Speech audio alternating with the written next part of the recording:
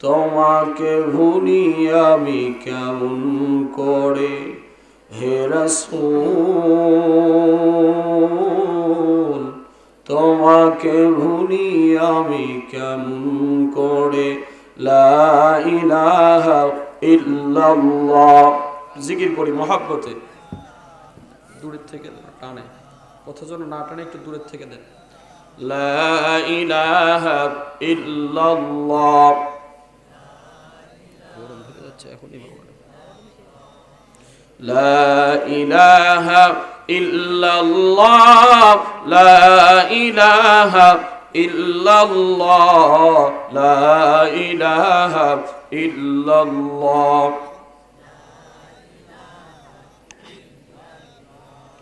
লা ইলাহা ইল্লাল্লাহ, লা ইলাহা ইল্লাল্লাহ, লা ইলাহা ইল্লাল্লাহ।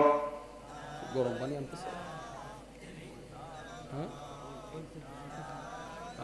কথা যেন না টানে, গলা যেন না বসে যায়, গলা যেন না বসে যায়, কথা যেন না টানে, দূরের থেকে দেয়।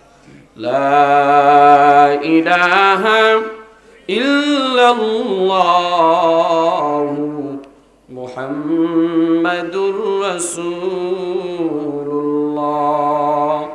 সকলে বলি সাল্লাল্লাহু আলাইহি ওয়াসাল্লাম। ঐতিহ্যবাহী বগুড়া জেলার শেরপুর থানার অন্তর্গত শালফা ভিটার জোড়া জামে মসজিদের উদ্যোগে আজকের এই 17তম বিরাট ইসালে সওয়াব সভা ও তাফসীর ও কোরআন মাহফিলের সম্মানিত সভাপতি আলহাজ ইঞ্জিনিয়ার মোহাম্মদ আনসার আলী সাহেব, managing director basic state and holdings limited Dhaka. আজকের মাহফিলের সম্মানিত সহসভাপতি প্রধান অতিথি আলহাজ মোহাম্মদ আব্দুল আজিজ সাহেব, প্রধান মেহমান আলহাজ মাওলানা দবিবুর রহমান সাহেব। এছাড়াও আজকের মাহফিলের আমন্ত্রিত মেহমান, বরেণ্য মেহমান, বিশেষ অতিথিবৃন্দ। আমার পূর্বে আলোচনা করলেন সাড়ে তাজ হজরতুল আল্লাহ হজরত মাওলানা মোহাম্মদ শামসুল হক সাহেব, সুফার খাগা দুরুন দাখিল মাদ্রাসায়। দোয়া করি আল্লাহ তাআলা হুজুরের হায়াতের ভিতরে বরকত দান করুন, বলেন আমিন। আল্লাহ তাআলা দ্বীনের জন্য নিবেদিত প্রাণ হিসেবে, ইসলামের জন্য নিবেদিত প্রাণ হিসেবে আল্লাহ তাআলা তার হায়াতের ভিতরে আরো বরকত দান করুন, বলেন আমিন। আরো আলোচনা করেছেন কারি হযরত মাওলানা মোহাম্মদ উমর ফারুক শেরপুরি সাহেব, খতিব শালফা ভিটার জোড়া জামে মসজিদ শেরপুর বগুড়া। এছাড়াও দূর দূরান্ত থেকে আগত আল্লাহ পাকের আশিকিন, জাকিরিন, মুহিব্বিন ও মুরব্বিন আওয়াম। আমার সামনে ভূমিষ্ঠ কলিজার টুকরা যুবক ভাইরা, বৃদ্ধ বাবাজিরা, স্নেহের কচিকাচারা, পর্দার অন্তরালে অবস্থানরতা, সুশিক্ষিতা, সম্মানিতা দিনী আমার মা ও বোনেরা, সর্বপ্রকার শুকর গুজার হচ্ছি ওই মহান মালিকের দরবারে যে আল্লাহ রাব্বুল আলামিন আমাদেরকে আজকে কিছু কথা বলা এবং শোনার মতো তৌফিক দিয়ে এই কোরআনের বাগানে, জান্নাতের বাগানে এসে বসবার মতো তৌফিক এনায়াত করেছেন। সে রব্বুল ইজ্জাতুল জালালের দরবারে সকলে কালিমাতুশ শুকর আদায় করি, বলি আলহামদুলিল্লাহ। এত মানুষের আলহামদুলিল্লাহর আওয়াজ এত আস্তে হলে হবে না, আরেকটু জোরে বলেন আলহামদুলিল্লাহ। 2024 5 আগস্টের গণ অভ্যুত্থানের পরে আমাদের কণ্ঠের আওয়াজটা কমছে না বাড়ছে? আপনার এই শেরপুরের মানুষের মনে হয় বাড়ে নাই, নাকি এই স্বাধীনতা পাওয়াতে আপনারা মন খারাপ? 2-4 জন কথা বলতেছেন যে এই 24-এর গণ অভ্যুত্থানের পরে আপনারা সবাই খুশি না বেজার? কারা কারা খুশি একটু 2 হাত উঁচু করেন তো। সবাই 2 হাত টান টান করেন, এইভাবে হাতটা নাড়া দেন, হাত নাড়া দেন, সবাই হাতটা নাড়া দেন। একটা জোরে আলহামদুলিল্লাহর আওয়াজ দিবেন, আরো একবার বলেন আলহামদুলিল্লাহ। আওয়াজ হয়েছে? লক্ষ্য করি দরুদ ও সালাম সাইয়্যিদুল মুরসালিন, খাতামুন নবিয়্যিন, সাইয়্যিদুস সাকালাইন, ইমামুল মুরসালিন, আফতাবে নবুওয়াত, ফখরে মওজুদাত, আকায়ে নামদার, তাজদারে মদিনা, দু জাহানের সরদার, মা আমিনার কলিজার টুকরা সাইয়েদনা হযরত মুহাম্মদুর রাসূলুল্লাহ, সকলে বলি সাল্লাল্লাহু আলাইহি ওয়াসাল্লাম। সম্মানিত হাজিরিন, আপনারা সবাই কেমন আছেন? আলহামদুলিল্লাহ।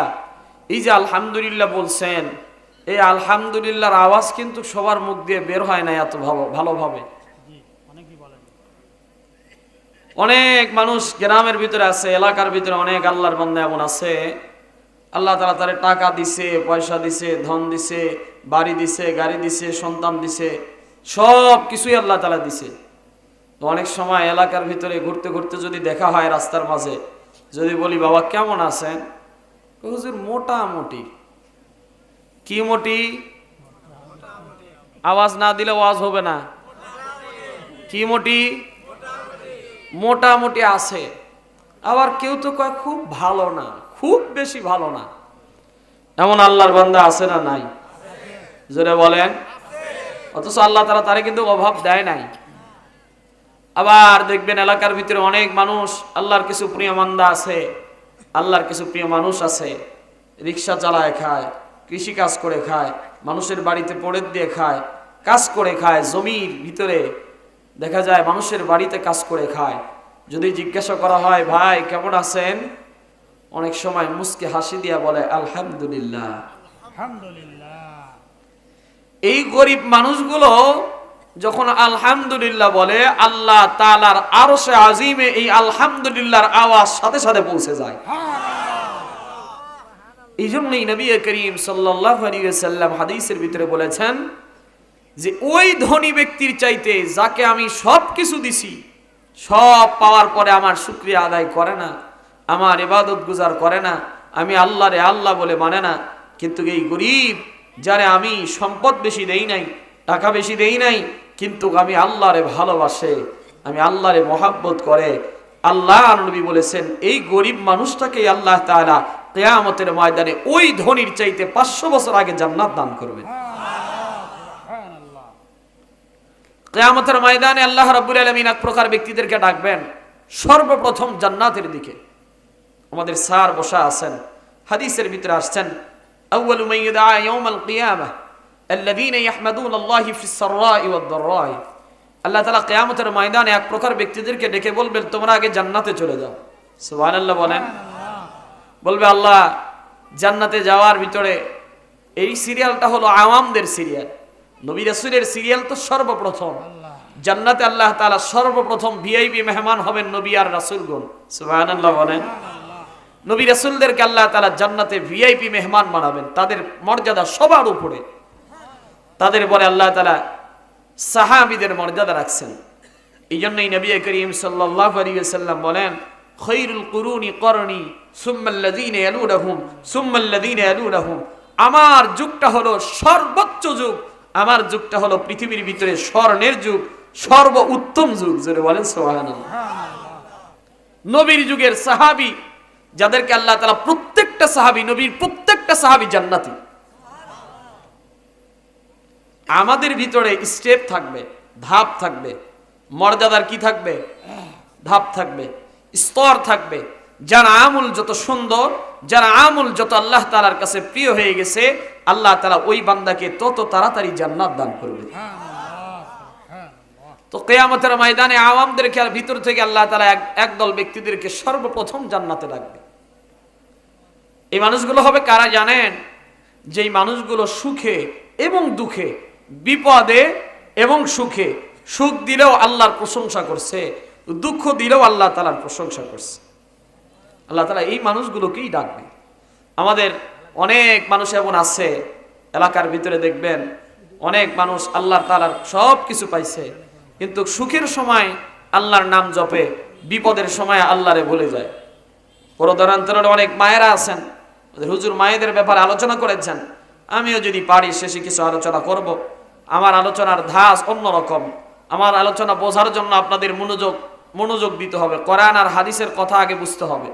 যতবার কোরআনের একটা করে আয়াত তেলাওয়াত হবে, যতবার একটা করে অক্ষর তেলাওয়াত শুনবেন, প্রতিটা অক্ষরে অক্ষরে আল্লাহ তাআলা 10টা করে নেকি তার আমলনামায় দান করবে। এখানে আসছি তো আমরা নেকি কামাইয়ের জন্য, নাকি দুনিয়া কামানোর জন্য আসছি? নেকি কামাইয়ের জন্যই তো আসছি। যতবার কোরআনের একটা করে আয়াত তেলাওয়াত হবে, একটা করে আয়াত তেলাওয়াত, আয়াতের ভিতরে যতগুলো অক্ষর থাকবে, আল্লাহ নবী বলেছেন মান ক্বরাআ হারফাম মিন কিতাবিল্লাহ ফালাহু হাসানা ওয়াল হাসানাতু বিআশরি আমসালিহা লা আকুলু আলিফ লাম মিম হারফুন বাল আলিফু হারফুন ওয়া লামু হারফুন ওয়া মিমু হারফুন আও কামা ক্বালা নবী আলাইহিস সালাম। আল্লাহ নবী বলেন, কোন ব্যক্তি যদি কোরআনে কারীম থেকে একটা অক্ষর তেলাওয়াত করে, জোরে বলেন কয়টা? কয়টা অক্ষর? একটা অক্ষর। আল্লাহ নবী নিজে উদাহরণ দিয়েছেন, যেমন কোন ব্যক্তি বলল আলিফ, সূরাতুল বাকারার প্রথম আয়াতে কারীমা হলো আলিফ লাম মিম। কোন ব্যক্তি আলিফ লাম মিম পড়ছে, তো সাথে সাথে আল্লাহ তাআলা 3টা অক্ষরের বিনিময়ে তার আমলনামায় 30টা নেকি দান করে দিয়েছেন। সাথে সাথে বান্দা পাওয়া যাবে। এই জন্য কোরআনের মাহফিলে আসলে, কোরআনের মাহফিলে আসার লাভ আছে না নাই? সবাই বলেন লাভ আছে না নাই? কোরআনের মাহফিলে যতবার কোরআনের তেলাওয়াত শুনবেন, আল্লাহু আকবারের ধ্বনি দিবেন, আল্লাহু আকবার বলবেন, আল্লাহু আকবারের ভিতরে 8টা অক্ষর আছে। কয়টা? 8টা অক্ষর আছে।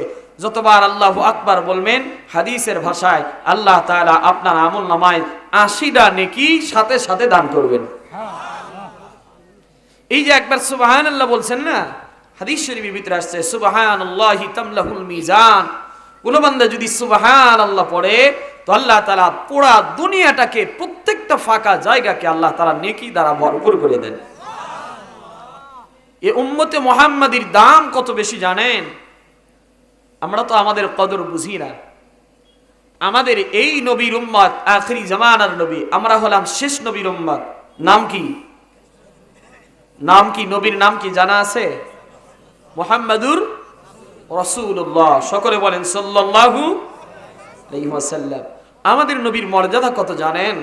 কিয়ামতের ময়দানে পৃথিবীতে হযরত আদম পয়গম্বর থেকে নিয়ে যত পৃথিবীতে যত নবী রাসূল এসেছে, 1 লক্ষ মতান্তরে 2,24,000 পয়গম্বর আল্লাহ তাআলা জমিনের ভিতরে প্রেরণ করেছেন। যতগুলো নবী রাসূল পৃথিবীতে এসেছে, সব নবীদের চাইতে আমাদের নবীর মর্যাদা সবার চাইতে বেশি। আবার পৃথিবীতে আদম পয়গম্বর থেকে শুরু করে নিয়ে আমাদের নবী পর্যন্ত যত উম্মত দুনিয়াতে এসেছে, সমস্ত উম্মতের চাইতে এই আখিরি জামানার উম্মতের দাম আল্লাহ তাআলার কাছে বেশি। কিতাবের ভিতরে আসছে, নবী রাসূলদের পরে উম্মতের ভিতরে যখন জান্নাতে যাওয়ার সিস্টেম চালু করা হবে, ধাপ চালু করা হবে, এই আখিরি জামানার উম্মতকে আল্লাহ তাআলা জান্নাতে না দেওয়ার আগ পর্যন্ত পৃথিবীর অন্য কোন নবীর উম্মতকে আল্লাহ জান্নাতে দিবেন না। এটা আস্তে করেন সুবহানাল্লাহ। রাগ করছেন নি আপনারা? আমার উপরে রাগ আছে? কোরআন আর হাদিস থেকে কিছু আলোচনা করার নিয়ত করেছি। আমি প্রত্যেকটা মাহফিলে বিষয়ভিত্তিক আলোচনা করতে পছন্দ করি, আর বিষয়ভিত্তিক আলোচনা করলে আমাদের কিছু ফায়দাও হয়। সব বিষয়ে একেবারে গোলমোল পাকায়া দিয়া কিছুই বুঝবেন না। একটা বিষয় নিয়ে যদি আলোচনা করা যায়, এই বিষয়টা আমাদের ব্রেনের ভিতরে বসে যাবে, এই বিষয়গুলো মুখস্থ করতেও আমাদের সহজ হবে। যেহেতু এটা মসজিদের মাহফিল, মসজিদের ভিতরে কোন আমলটা করা হয় বলেন তো? কোন আমল করা হয় মসজিদে বেশি? এই কয়েকজন জানেন? সবাই জানেন না? আজকে কি বার? নামাজ পড়ছেন ইনশাআল্লাহ? কন যারা পড়েন নাই তারাও হাত তুলেন, হাত তুলেন, সবাই হাত তুলেন। খুশি আছে আপনাদের জন্য একটা খুশির সংবাদ বলি। এই যে এখানে আসছেন যে এখানে যদি নামাজ নাও পড়ে যান, এখান থেকে যায়া এশারের নামাজটা পড়ে ঘুমাবেন। রাজি আছেন তো? রাজি আছেন তো? আল্লাহ কবুল করেন, বলেন আমিন। নামাজের ফজিলত সম্পর্কে আলোচনা করব। কোরআনুল কারীমের ভিতরে সবচেয়ে গুরুত্বপূর্ণ ইবাদতের নাম হলো নামাজ। আল্লাহ তাআলা কোরআনের 82 জায়গায় নামাজের কথা বলছেন। কত জায়গায়? 82 জায়গায়। কোরআনে আহকামের ব্যাপারে যত আয়াতে বেশি আসছে, তার ভিতরে সবচেয়ে বেশি আয়াত আসছে হলো নামাজের ব্যাপারে। সূরাতুল বাকারাতেও নামাজের কথা, সূরাতুল ফাতিহার ভিতরেও নামাজের কথা। আবার প্রতিটা কোরআনের প্রায় জায়গাতে 82 জায়গা, আল্লাহু আকবার, এত জায়গা আল্লাহ তাআলা নামাজের ব্যাপারে কথা বলছেন। তার দ্বারা বোঝা যায় নামাজের গুরুত্ব মনে হয় কম। সবাই বলেন নামাজের গুরুত্ব কম না বেশি? আল্লাহ তাআলা কোরআনুল কারীম সূরাতুল বাকারার ভিতরে 3 নম্বর আয়াতের ভিতরে বলেন, الذين يؤمنون بالغيب ويقيمون الصلاة ومما رزقناهم ينفقون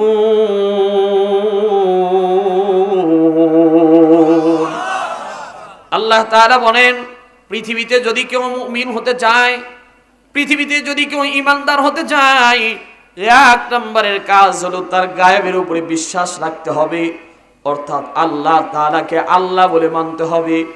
এক নম্বরের কাজ কি?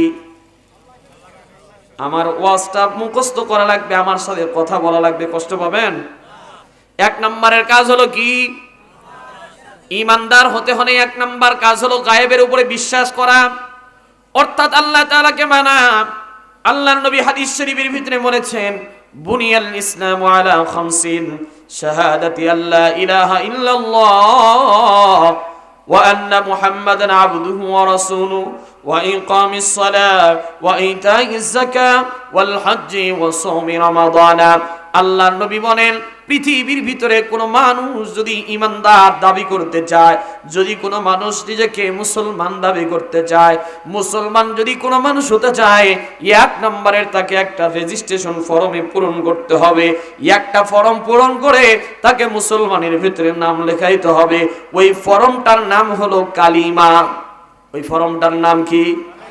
সবাই বলেন কি? এক নাম্বার ফর্ম পূরণ করতে হবে, সেটা হলো কালিমার ফর্ম, রেজিস্ট্রেশন ফর্ম।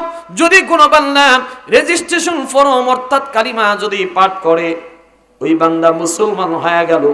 আপনারা শিক্ষিত সমাজের মানুষ, সালফার মুসলমান, উদাহরণ দিলে আপনাদের বুঝতে বড় সুবিধা হবে। মনে করেন আপনার একটা সন্তান এই সালফা মাদ্রাসা থেকে এসএসসি পরীক্ষা দিবে, অথবা টেকনিক্যাল হাই স্কুল থেকে এসএসসি পরীক্ষা দিবে, অথবা কোনো দাখিল মাদ্রাসা থেকে এসএসসি পরীক্ষা দিবে। আপনারা বলেন তো, এসএসসি পরীক্ষা দেওয়ার আগে রেজিস্ট্রেশন ফর্ম পূরণ করা লাগে কি লাগে না? একটু আওয়াজ দিয়ে বলেন, লাগে কি লাগে না?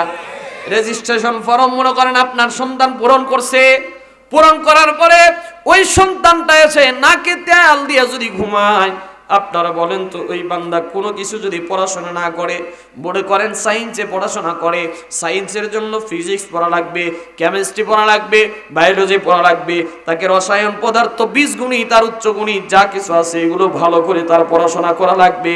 কিন্তু সন্তান, আপনি বাবা হয়ে তাকে রেজিস্ট্রেশন ফর্ম পূরণ করাইয়া দিলেন, আর সন্তান এসে বাড়িতে যদি কোনো কিছু পড়াশোনা না করে, পরীক্ষায় যায় ও মনে হয় পাস করবে? তার মানে বুঝতেছেন তো, পরীক্ষায় যায় কি পাস করবে? তার দ্বারা বোঝা যায় যে ওই সন্তানের কি করা লাগবে? পড়াশোনা করা লাগবে। কি করা লাগবে? পড়াশোনা করা লাগবে। তার দ্বারা বোঝা যায় কোন সন্তান শুধু রেজিস্ট্রেশন ফর্ম পূরণ করলেই হবে না, তাকে তার যতগুলো সাবজেক্ট আছে ওই সাবজেক্টের পড়াশোনাগুলো করা লাগবে।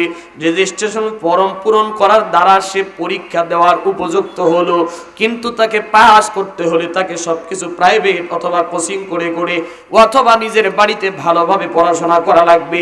আল্লাহর নবী বলেন, কোনো বান্দা যদি নিজেকে ঈমানদার দাবি করতে চায়, যদি কোনো বান্দা নিজেকে মুসলমান দাবি করতে চায়, এক নম্বরের কাজ হলো তাকে আগে কালিমা পড়তে হবে। জোরে বলেন, এক নম্বরের কাজ কি?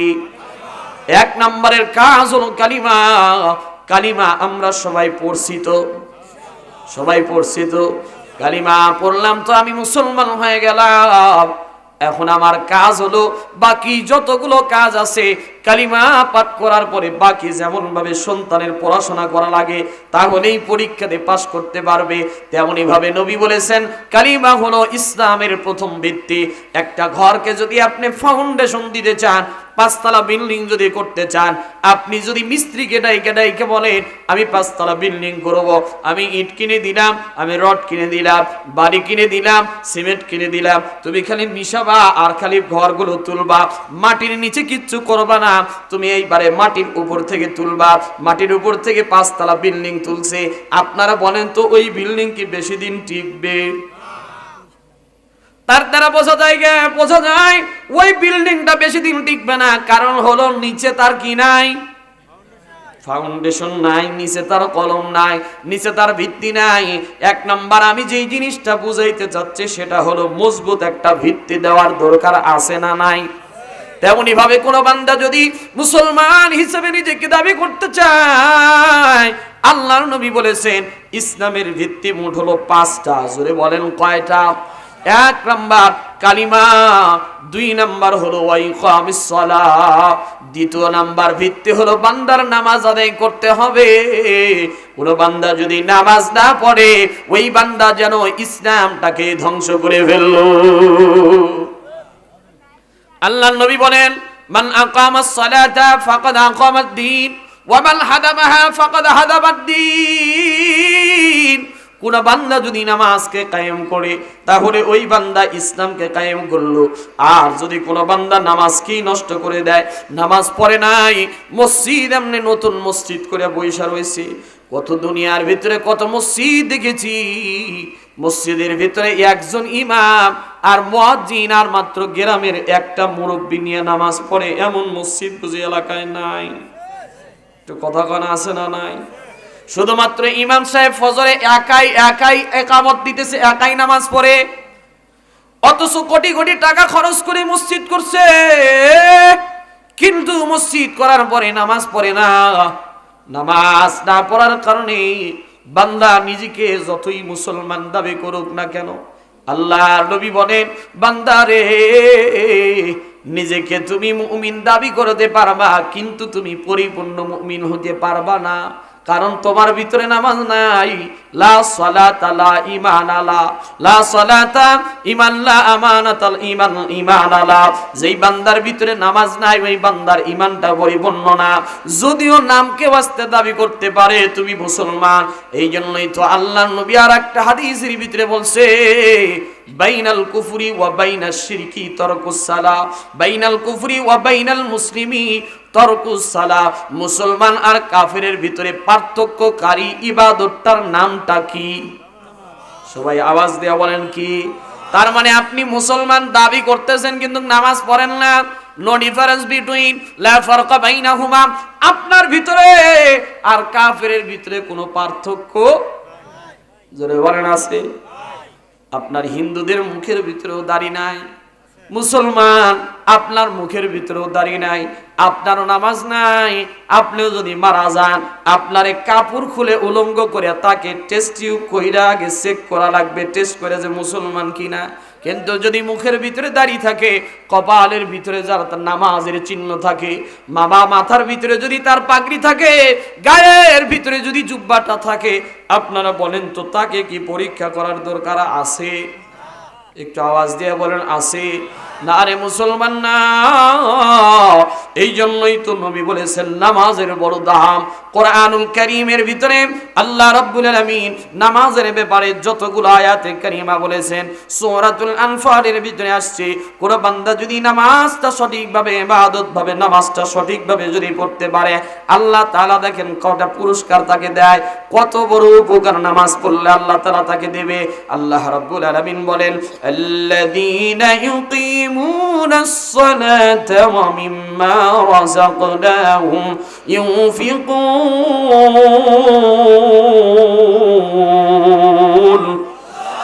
أولئك هم المؤمنون حقا لهم درجات عند ربهم ومغفرة ورزق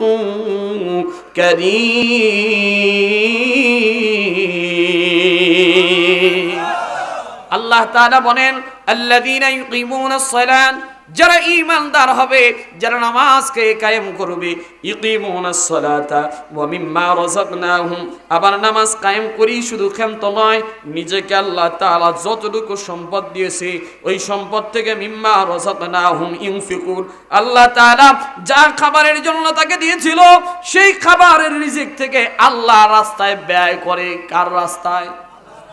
আল্লাহ রাস্তায় ব্যয় করে। আল্লাহ তাআলা বলেন উলাইকা মুমিনুনা হাক্কা, ওই বান্দাগুলো হলো প্রকৃত মুমিন। সুবহানাল্লাহ। ওই বান্দার পুরস্কার হলো লাহুম দারাজাতুন ইনদা রাব্বিহিম ওয়া মাগফিরাতুন ওয়া রিজকুন কারীম।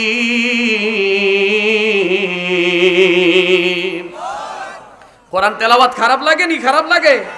কোরআন দিয়া কথাগুলো বোঝানোর চেষ্টা করতেছি, মূল পয়েন্টের দিকে আলোচনা এখনো যেতে পারি নাই। আল্লাহ তাআলা বলেন, যারা নামাজ পড়বে লাহুম দারাজাতুন ইনদা রাব্বিহিম, ওই বান্দাগুলোর মর্যাদা আমি আল্লাহর কাছে বেড়ে যাবে। শুধু তাই নয়, দ্বিতীয় নাম্বার আল্লাহ তাআলা বলেন ওয়া মাগফিরা, আমি আল্লাহ তাদের জন্য ক্ষমা করে দিলাম, আমি আল্লাহ তাদের জীবনের সব গুনাহগুলো মাফ করে দিব। ওয়া রিজকুন কারীম, আল্লাহ বলেন তৃতীয় নম্বরে আমি আল্লাহ তাদেরকে উত্তম রিজিকের ব্যবস্থা করে দিব। রিজিক দেন ওয়ালা কে? আর একটু জোরে বলেন না কে? নাকি আপনার ব্যবসা আপনার রিজিক দেয়? আপনার ভ্যান চালায় আপনার রিজিক দেয়? অনেকে বলে হুজুর ভ্যান না চালাইলে তো রিজিক পাই না। তাহলে আপনি আমারে বলেন তো, এই পৃথিবীর 4 ভাগের ভিতরে স্থল ভাগ কয় ভাগ? স্থল আছে 1 ভাগ, কয়? আর জল আছে হলো 3 ভাগ। পৃথিবীর শুকনো এই মরুভূমি শুকনো জায়গা, এটা হলো 1 ভাগ। আর পুরো জমিন 4 ভাগের ভিতরে 3 ভাগ হলো জল ভাগ, ঠিক কি না? পৃথিবীতে যত মানুষ আছে, যত জিন্নাত আছে, এর চাইতে crore crore million million trillion billion trillion এর চাইতে বেশি বেশি মাখলুকাত আল্লাহ তাআলা জলের ভিতরে রাখে দিয়েছেন। তাহলে এই মাখলুকাতের রিজিক আল্লাহ ব্যবস্থা করে কি করে না?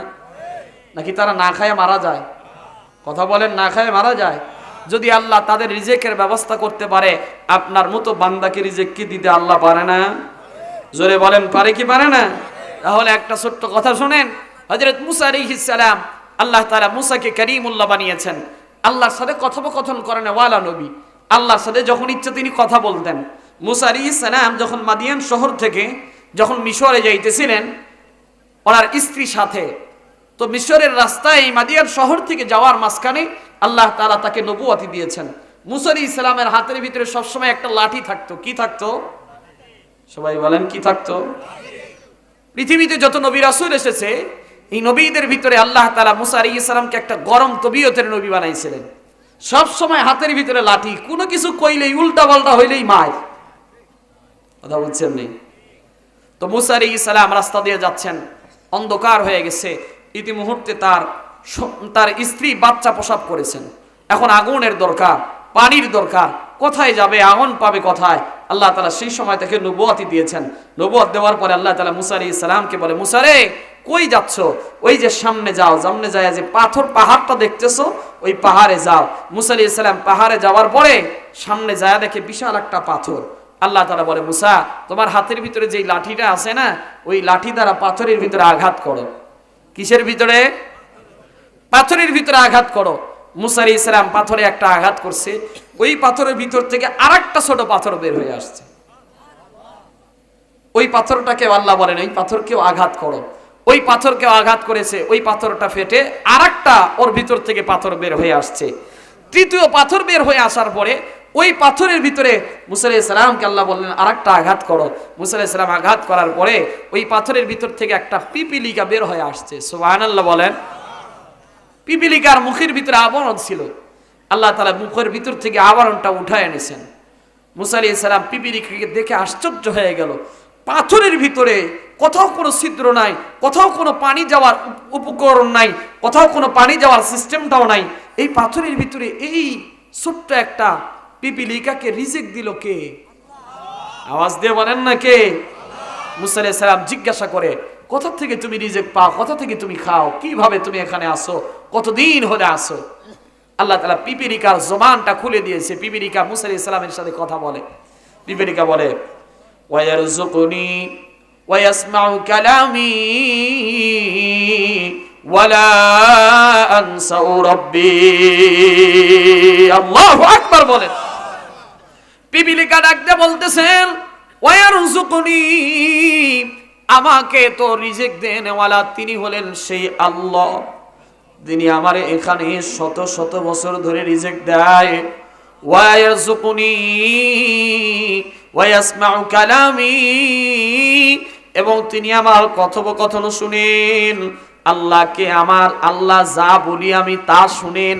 ওয়ালা আনসা রাব্বি, তিনি আমার কথা কয়ে ভুলেন না, যেই পাথরের ভিতরে একটা পিপিলিকা আছে, ওই পিপিলিকারে রিজেক্ট দিতে হবে, ওইটা আল্লাহ তাআলা কোনো সময় ভুলে না।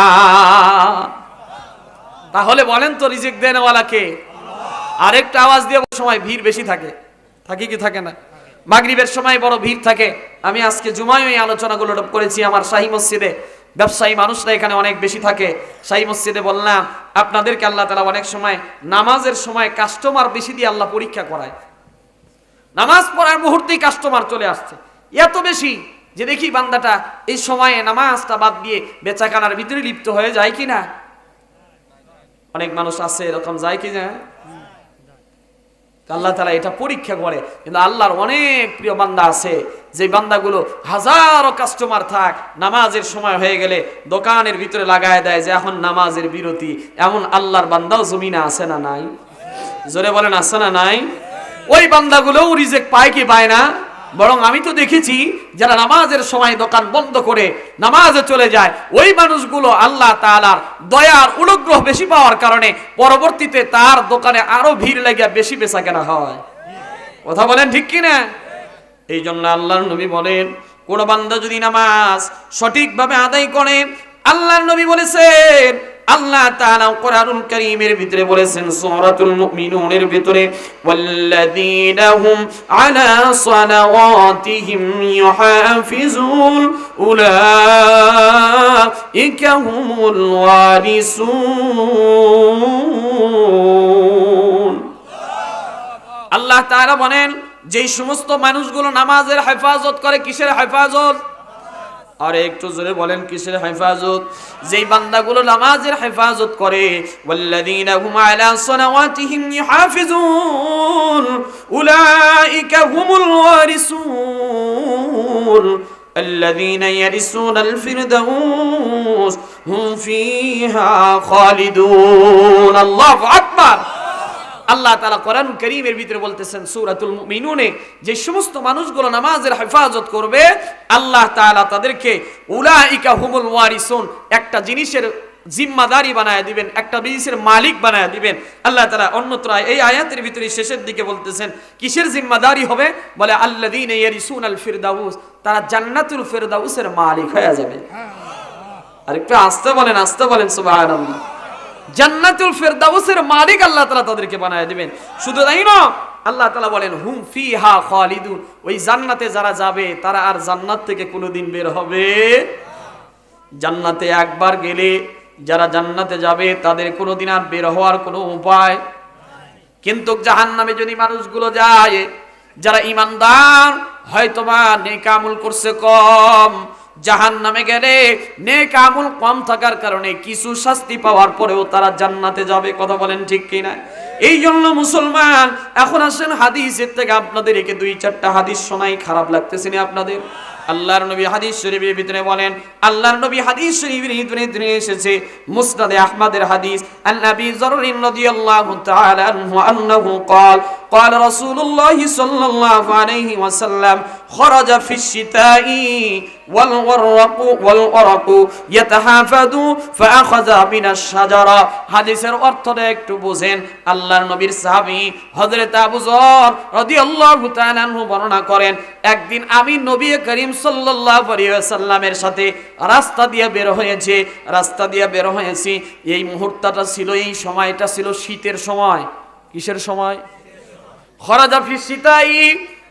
আল্লাহর নবী বলেন সেই সময়টা ছিল শীতের মৌসুম। আল্লাহর নবী শীতের মৌসুমে গাছের নিকটে গেলেন। একটা গাছের ডাল আল্লাহর নবী হাত দিয়ে ধরছেন। শীতের মৌসুমে প্রতিটা গাছ থেকে পাতাগুলো ঝরে ঝরে পড়ে কি পড়ে না? আর একটা আওয়াজ দিয়ে বলেন পড়ে কি পড়ে না? আল্লাহর নবী গাছের ডালটা হাত দিয়ে ধরছেন। গাছের ডালে হাত দিয়ে ধরার সাথে সাথে গাছের ডালের থেকে পাতাগুলো ঝরে ঝরে যাচ্ছে। আল্লাহর নবী ডাক দিয়ে বলেন, আবু যর তুমি কি জানোনি? বলে কি হয়েছে পয়গম্বর একটু বলেন। বলে এই গাছের পাতাগুলো কেমন করে ঝরতেছে জানো? আমি যদি একটু জোরে নাড়া দেই, যত জোরে নাড়া দেওয়া হবে তত জোরে তার পাতাগুলো পড়বে, যত জোরে নাড়া দেওয়া হবে তত জোরে তার পাতাগুলো পড়বে। কোন মুসলমান মুমিন বান্দা যদি নামাজটা সঠিকভাবে আদায় করে, 5 ওয়াক্ত নামাজটা যদি ইহতিমামের সাথে আদায় করে, আল্লাহ তাআলা এই গাছের পাতার মতো তার জীবনের সবগুলো গুনাহ মাফ করে দিবে। গাছের পাতা যেমন ঝরে পড়ে যায়, আল্লাহ নবী উদাহরণ দিয়েছেন, তেমনি ভাবে ওই বান্দা গুনাহগুলোকেও আল্লাহ তাআলা ঝেড়ে ঝেড়ে ফেলায় দেন। সুবহানাল্লাহ। শুধু তাই নয়, আল্লাহ নবী বলেন, কোন মানুষ যদি ওযুটা বানায় নামাজের জন্য, যখন বাড়ি থেকে বের হন ওযু করেন কি করেন না? ওযু যখন করবে, মসজিদে যখন যাইতেছেন, মসজিদে যাওয়ার সময় আপনি যখন ওযু করবেন, ওযুটা যখন বানাইবেন, আল্লাহর নবী বলেন, কোন মানুষ যদি সঠিক সুন্নত তরিকায় যদি ওযু করে, ওযু করার সাথে সাথে মুখের ভিতরে যখন, হাতের ভিতরে যখন পানিটা নিয়ে নিবে, 2 হাত যখন পানি দিয়ে ধৌত করবে, আল্লাহর নবী বলেন, কাকাতরিল মাই, প্রতি ফোঁটা পানির সাথে সাথে হাত দিয়া যখন পানিগুলো পড়ে যাবে, প্রতি ফোঁটা পানির সাথে সাথে হাতের সগীরা গুনাহগুলো আল্লাহ মাফ করে দিবে। বান্দা যখন কুলি করবে, মুখের ভিতর থেকে কুলির ফোঁটাটা পড়ার সাথে সাথে মুখের যতগুলো সগীরা গুনাহ আছে সবগুলো গুনাহকে আল্লাহ তাআলা ওযুর পানির সাথে সাথে মিশায়া দিবে। তাহলে ওযু করার দরকার আছে না নাই? জোরে বলেন, আছে না নাই? কাল কিয়ামতের ময়দানে হযরতে আম্মা জান আয়েশা সিদ্দিকা রাদিয়াল্লাহু তাআলা আনহা বলেন, পয়গম্বর, কিয়ামতের ময়দানে কঠিন একটা অবস্থা হবে শুনেছি, আপনি বলেন না পয়গম্বর, ওই কঠিন কিয়ামতের ময়দানে আপনি আপনার উম্মতকে কেমনে চিনবেন? আল্লাহর নবী জানায়া দিলেন, আয়েশা রে, ওই কিয়ামতের ময়দানে আমি আমার কোটি কোটি উম্মতের ভিতর থেকে, আদম পয়গম্বর থেকে নিয়ে আমার নবী শেষ পর্যন্ত যতগুলো উম্মত থাকবে, ওই উম্মতের ভিতরে আমার উম্মতদেরকে আমি আল্লাহ তাআলার মাধ্যমে একটা জিনিসের মাধ্যমে আমি বাছাই করে নিব। বলে, কিসের মাধ্যম? আয়েশা রাদিয়াল্লাহু তাআলা আনহা জিজ্ঞাসা করার পরে নবী বলে, ওই মাধ্যমটা কি জানো? ওই মাধ্যমটা হলো গুররাম মুহাজ্জালিনা মিন আসারিল উযু। বান্দা যখন ওযুটা বানাবে, হাতের ভিতরে যখন ওযুর পানিটা লাগাবে, চেহারার ভিতরে যখন ওযুর পানিটা লাগাবে, বান্দা যখন পাটা ধৌত করবে, 4-5টা অঙ্গকে ওযুর ভিতরে ধৌত হয়, হাত ধৌত করতে হয়, মুখের ভিতরে পানির ছিটা লাগাইতে হয়, মাথা নামাসা করতে হয়, আবার পাটা ধৌত করতে হয়, এই 4-5টা অঙ্গ ধৌত করতে হয়। আল্লাহর নবী বলেন, যেই বান্দাগুলো, যেই উম্মতগুলো ওযুটা বেশি বেশি করে করবে, যেই বান্দা যত বেশি ওযু করবে, কিয়ামতের ময়দানে ওই ওযুর অঙ্গগুলো ওই সমস্ত উম্মতের ভিতরে চমকাইতে থাকবে, নূরের মতো ঝলকানি দিতে থাকবে। আল্লাহু আকবার বলেন। নূরের মতো ঝলকানি দিতে থাকবে। আর আমি নবী আমার উম্মতগুলোকে বেছে বেছে বেছে বেছে জান্নাতে নিয়ে যাওয়ার ব্যবস্থা করব। তাহলে ওযু করার দরকার আছে না নাই? নামাজের দরকার আছে না নাই? এখন আসেন, নামাজের পুরস্কার কি? কষ্ট পাচ্ছেন নাকি? নাকি কিচ্ছা কাহিনী চলে যাবো? কোরআন হাদিস দিয়ে বয়ান তো এখন গ্রাম অঞ্চলে আর হয়ই না। অনেকেই মনে করে কোরআন হাদিসের কথা বললে মানুষ মনে হয় শুনে না, কিন্তু আসলে আমাদের একটা ভুল ধারণা, আমরা আসলে মানুষদেরকে কোরআন হাদিসের কথা আসলে শোনাইতে পারি না। যতগুলো আয়াত পড়বো, হাদিস পড়বো, প্রত্যেকটা আয়াত আর হাদিসের ভিতরে নেকি আর নেকি হইতেছে। তো আমি কিচ্ছা কাহিনী কোরআন হাদিসে আছে, ওইটা আমি কি না করতেছি না যে নাই, কিচ্ছা কাহিনীরই দরকার আছে, কিন্তু আমি যদি একটা মানুষকে কোরআন দিয়ে নামাজের ব্যাপারে, কোরআন দিয়ে ইসলামটাকে যদি না বুঝাইতে পারি, আমি কিচ্ছা থেকে তো এই বড় হাসিল করতে পারবো, কিচ্ছা থেকে শুধুমাত্র ঘটনা থেকে আমি শিক্ষা নিতে পারবো, কিন্তু আমলি কোনো বয়ান আমার হবে না। কথা বলেন ঠিক কিনা?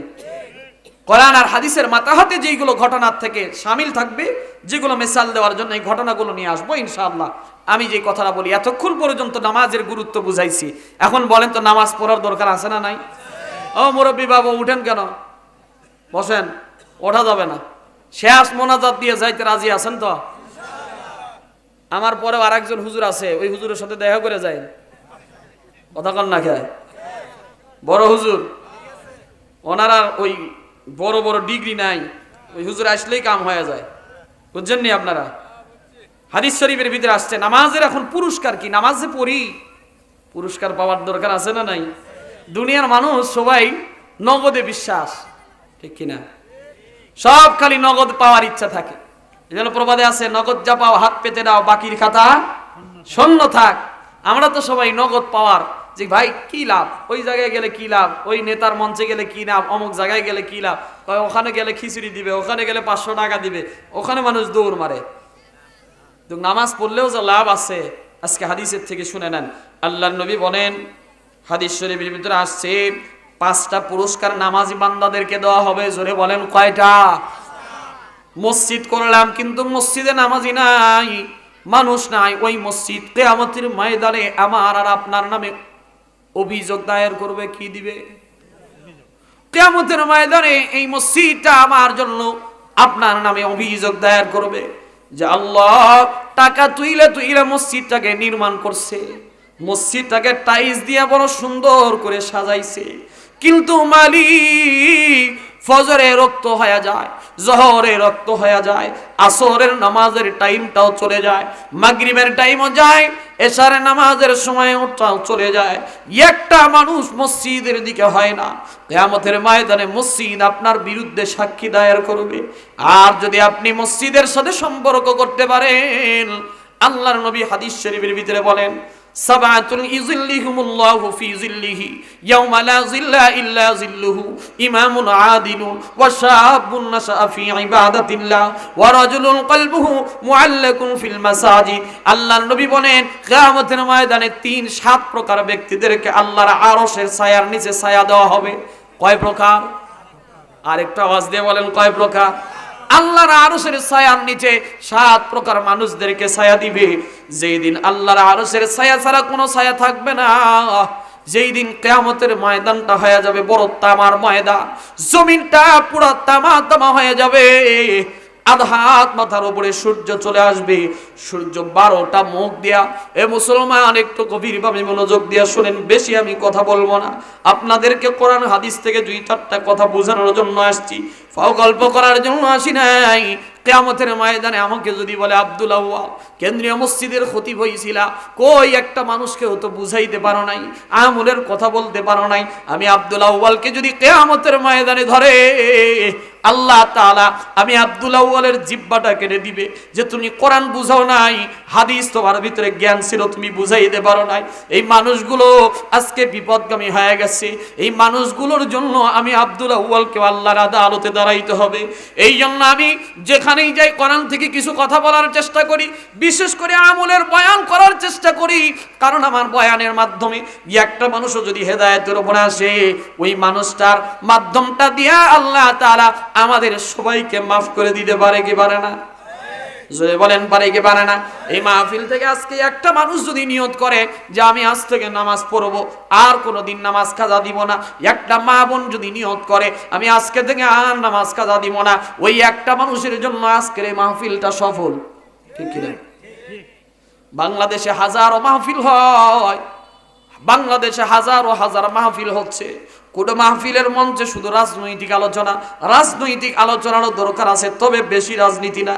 একটা মানুষ যদি আপনার আলোচনার মাহফিলের আলোচনা থেকে যদি আমলের বয়ানই না শিখতে পারে, তাহলে এই মাহফিল দিয়া লাভ কি? রাজনীতির মঞ্চ করেই আলোচনা করা দরকার, কথা কয় না? রাজনীতির মঞ্চ আর কোরআনের মঞ্চ আলাদা আলাদা দরকার আছে না নাই?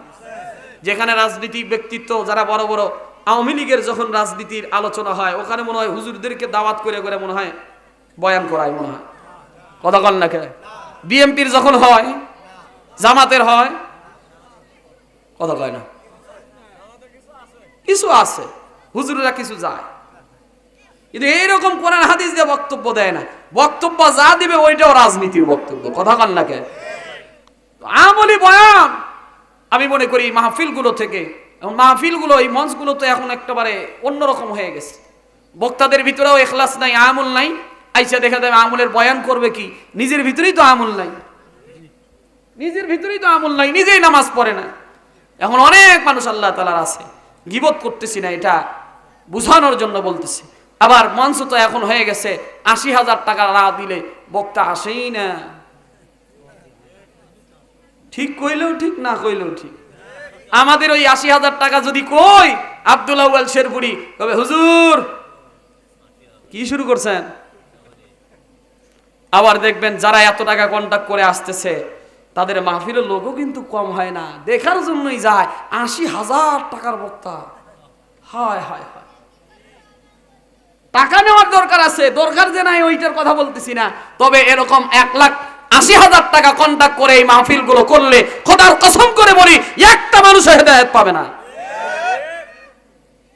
আপনাকে কে শিখায় দিছে ১,০০,০০০ টাকা কন্টাক্ট করে আপনাকে ওয়াজের মঞ্চে আসতে হবে? হেলিকপ্টার না হলে আপনার ওয়াজের মঞ্চ হবে না। ৭০,০০০ ৮০,০০০ টাকা অগ্রিম আপনাকে পেমেন্ট করতে হবে। আপনাকে কে শিখাইছে? এটা কি নবীর দাওয়াতি পদ্ধতি ছিল? এটা কি সাহাবীদের দাওয়াতি পদ্ধতি ছিল? সাহাবীদের দাওয়াতি পদ্ধতি ছিল না। অনেক বক্তারা আমাকে খারাপ বলতে পারে, ডোন্ট কেয়ার, আমি তাদেরকে কেয়ার করি না। কিয়ামতের ময়দানে আল্লাহর আদালতে আমাকে দাঁড়াইতে হবে। আপনি আপনার খরচ দিতে পারেন, আপনি আপনার শ্রমের কথা বলে নিতে পারেন, একটা সিস্টেমের ভিতরে থাকা দরকার। ২০,০০০, ২৫,০০০, ৩০,০০০ এটা আপনার গণ্ডির ভিতরে থাকতে পারে, কিন্তু আপনার ১,০০,০০০ টাকা না হলে বক্তার গাড়ি ঘুরে না, ১,৫০,০০০ টাকা না হলে বক্তা বলে যে আপনার মাহফিলের স্টেজে যাব না। এই বক্তাদেরকে আমি আপাতত সাপোর্ট করতে পারি না, সে যে কোনো ঘরানার হোক। আমি আলিয়া মাদ্রাসাতে পড়াশোনা করেছি, আলিয়ার হুজুর হলেও আমি সাপোর্ট করি না, কওমের হুজুর হলেও আমি সাপোর্ট করি না। আমি কওমি মাদ্রাসাতেও পড়াশোনা করেছি।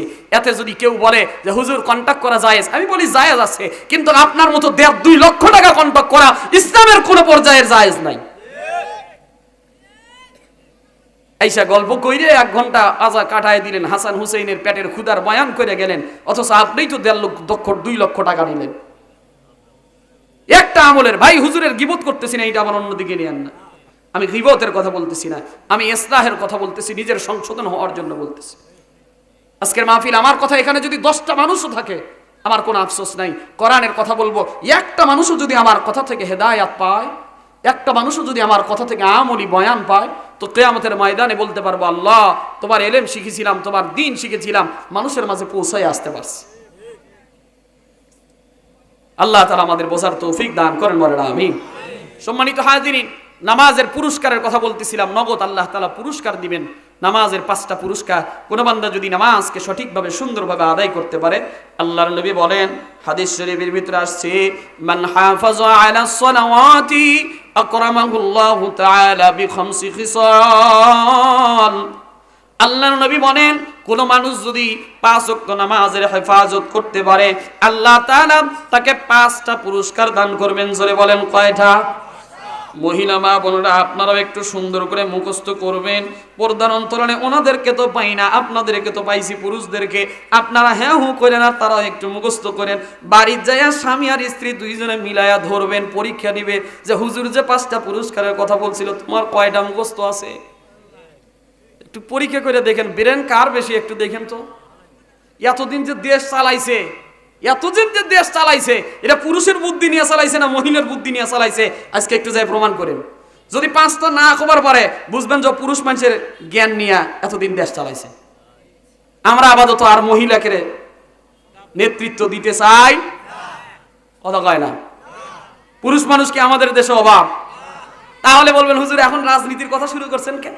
রাজনীতির কথা আমি বলতেছি না, এই নারী নেতৃত্বের কথা বলতেছি। কোরআন হাদিসে নারী নেতৃত্ব কোনোদিন সাপোর্ট করে?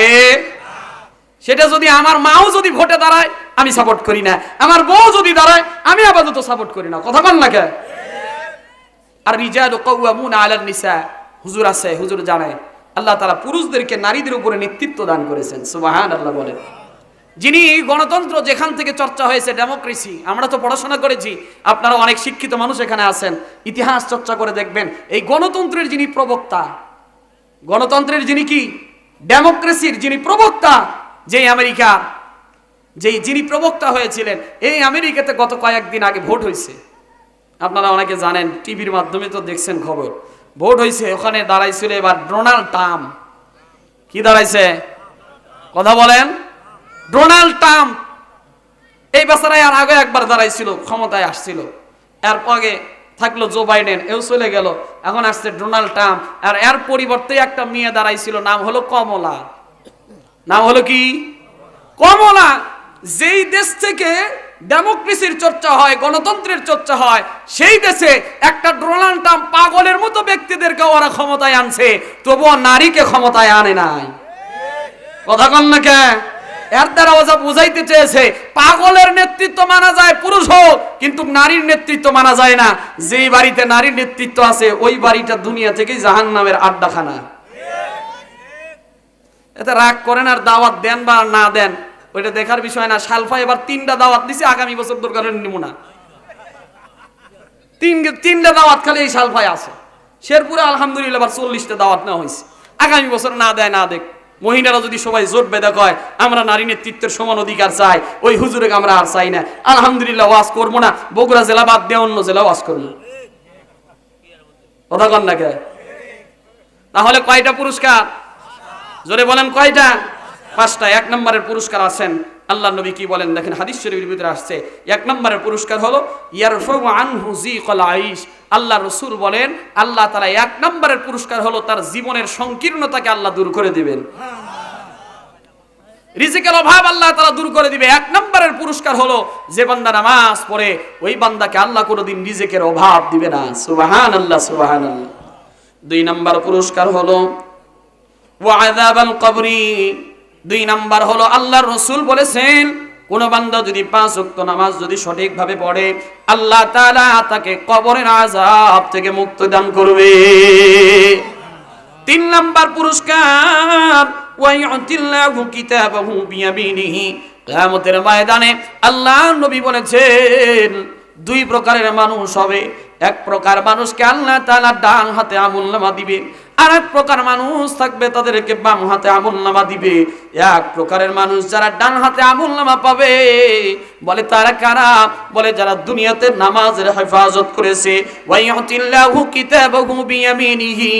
আল্লাহর নবী বলেছেন আল্লাহ তাআলা নামাজের হেফাজত করার কারণে বান্দাকে কিয়ামতের কঠিন ময়দানে ডান হাতে আমলনামা দান করবেন। তাহলে 1 নম্বরে কি বলছি মুখস্থ আছে না ভুলে গেছেন? 1 নম্বরে কি? রিজিকের অভাব। 1 নম্বরে কি? মহিলা মা বোনরা আপনারা মুখস্থ করেন। 1 নম্বরের রিজিকের অভাব আল্লাহ তাআলা দূর করে দিবেন। 2 নম্বরে ওয়াযাবাল কবরি, কবরের আযাবকে আল্লাহ তাআলা maaf করে দিবেন। অথচ নবী বলেছেন ওই কবরটা বড় কঠিন হয়ে যাবে। আল কবরু রাউযাতুম মির রিয়াজিল জান্নাহ আও হুফরাতুম মিন হুফারিন নার। আল্লাহর নবী বলে ওই কবরটা কারোর জন্য হয়ে যাবে জান্নাতের টুকরা, ওই কবরটা কারোর জন্য হয়ে যাবে জাহান্নামের গর্ত। বান্দা যদি ঈমান নিয়ে না যাও, আমল নিয়ে যদি কবরে না যাও, কবরের আযাবটা কিন্তু বড় কঠিন হয়ে যাবে। কবরের ভিতরে রাখার সাথে সাথে বেনামাজিদেরকে কবরে রাখার সাথে সাথে কবরটা বড় সংকীর্ণ হয়ে যাবে। ডান পাশের মাটিগুলো এসে বাম পাশের সাথে মিলিত হয়ে যাবে। ডান পাজরের হাড়গুলো বাম পাজরের ভিতরে লেগে যাবে। শুধু তাই নয়, আল্লাহর নবী বলেছেন বেনামাজির কবরের ভিতরে আল্লাহ তাআলা 99টা সাপ দিয়ে দিবে।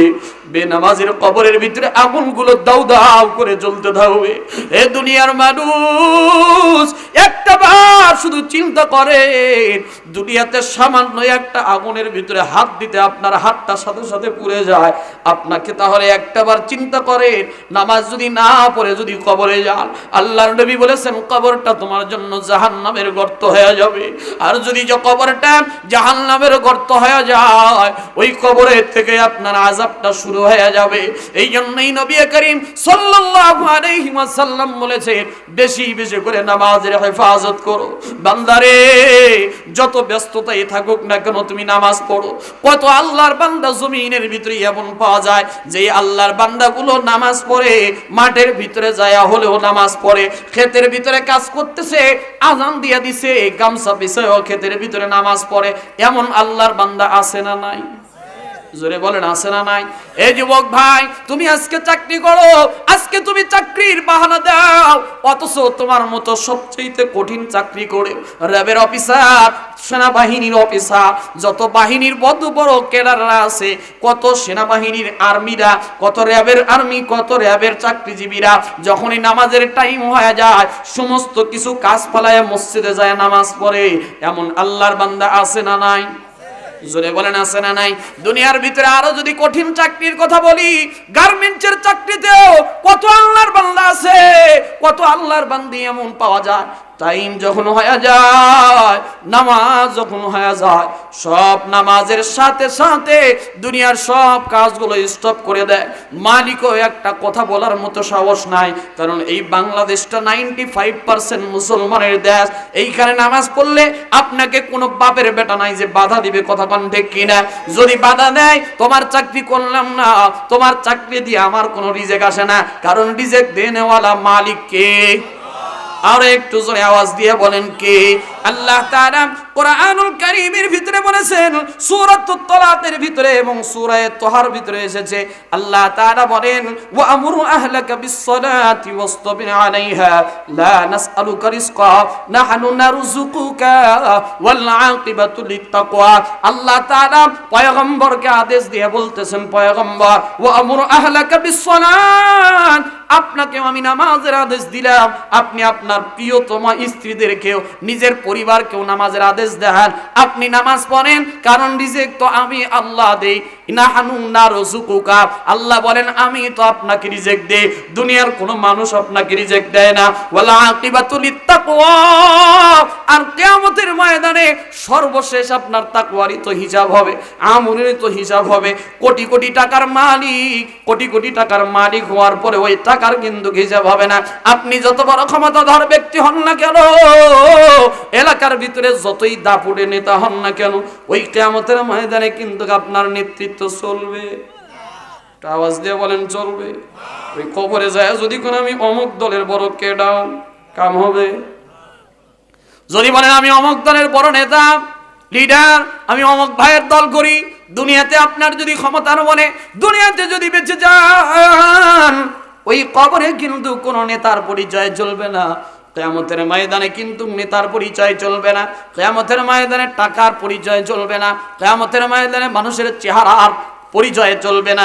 এই জন্যই তো আল্লাহর নবী বলেছেন, আল্লাহর রাসূল বলেছেন, ইন্নাল্লাহা লা ইয়ানজুরু ইলা সুওয়ারিকুম ওয়া আমওয়ালিকুম ওয়ালাকিন ইয়ানজুরু ইলা কুলুবিকুম ওয়া আ'মালিকুম। কিয়ামতের কঠিন ময়দানে আল্লাহ তাআলা বান্দার কোনো মালের হিসাব নিবে না, মাল দিয়ে কোনোদিন আল্লাহর কাছে পার পাওয়া যাবে না। আল্লাহ তাআলা চেহারার দিকে তাকায়া তাকায়া বিচার করবে না, টাকাওয়ালাদের তাকায়া তাকায়া বিচার করবে না। আল্লাহ বলবে না যে ওই গ্রামের শালপা ভিটার চড়ার মানুষে গ্রামের ভিতরে কার সবচেয়ে বেশি টাকা ছিল সে আগে জান্নাতে যাও, এমনটা করবে? কতক্ষণ না আজকে বোঝা যাইতেছে নাকি শেষ করে দিব? রাগ করতেছেন? আর মাত্র 5-10 মিনিট চলবে, থাকবেন তো ইনশাআল্লাহ? কিয়ামতের ময়দানে আল্লাহ তাআলা মনে হয় বলবে যে শালফা গ্রামের সবচেয়ে বড়, এই যে মাহফিলের পোস্টারের ভিতরে দেখতেছি নাম অনেকের আছে, প্রধান অতিথি যিনি আলহাজ মোহাম্মদ আব্দুল আজিজ সাহেব, FCMA সাবেক president, ICM Bangladesh managing director, western agro industries. বাবার এত নাম পড়তে অনেক দেরি। কিয়ামতের ময়দানে যদি বলে, হে আব্দুল আজিজ, এলাকার ভিতরে তো খুব টাকাওয়ালা ছিলি, যা তোরে আগে মাফ করে দিলাম, তোর ডিগ্রি দেখে মাফ করে দিলাম, কাম হবে? কতক্ষণ না? কেন সম্পদ দেখে, চেহারা দেখে কোনো কাম হবে না। আল্লাহর নবী বলেন, ইন্নাল্লাহা লা ইয়ানজুরু ইলা সুওয়ারিকুম ওয়া আমওয়ালিকুম ওয়ালাকিন ইয়ানজুরু ইলা কুলুবিকুম।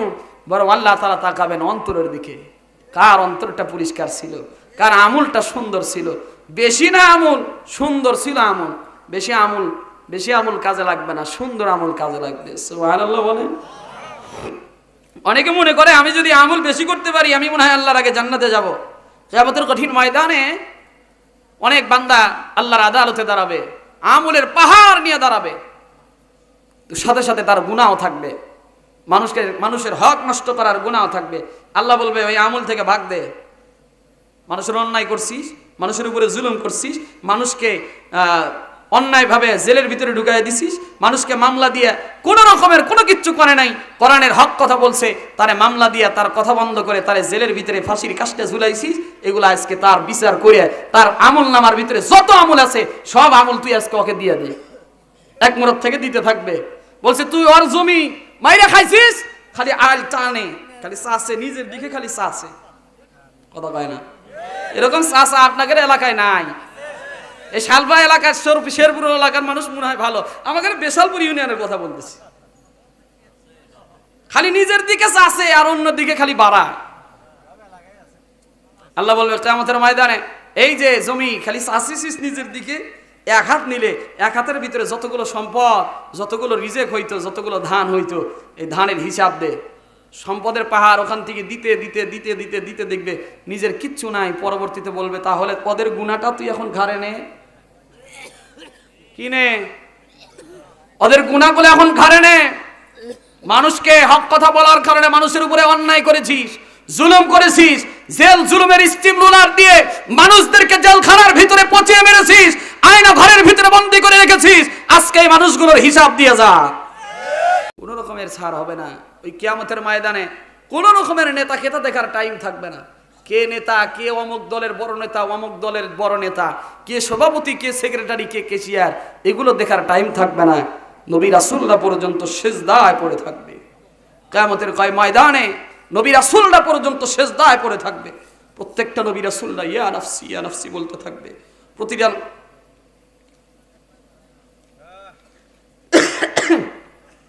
আল্লাহ আল্লাহ আমাদের মাফ করে দেন, বলেন আমিন। আল্লাহ আমাদের সবাইকে বোঝার তৌফিক দান করেন, বলেন আমিন। কিয়ামতের ময়দানে আল্লাহ তাআলা একটা রূপ ধারণ করবেন। সেই দিন কোনো নেতার পরিচয় থাকবে না। আল্লাহ তাআলা বলেন কিয়ামতের ময়দানে, কোরআন কারীমের ভিতরে আসছে, লিমানিল মুলকুল ইয়াউম লিল্লাহিল ওয়াহিদিল কাহ্হার।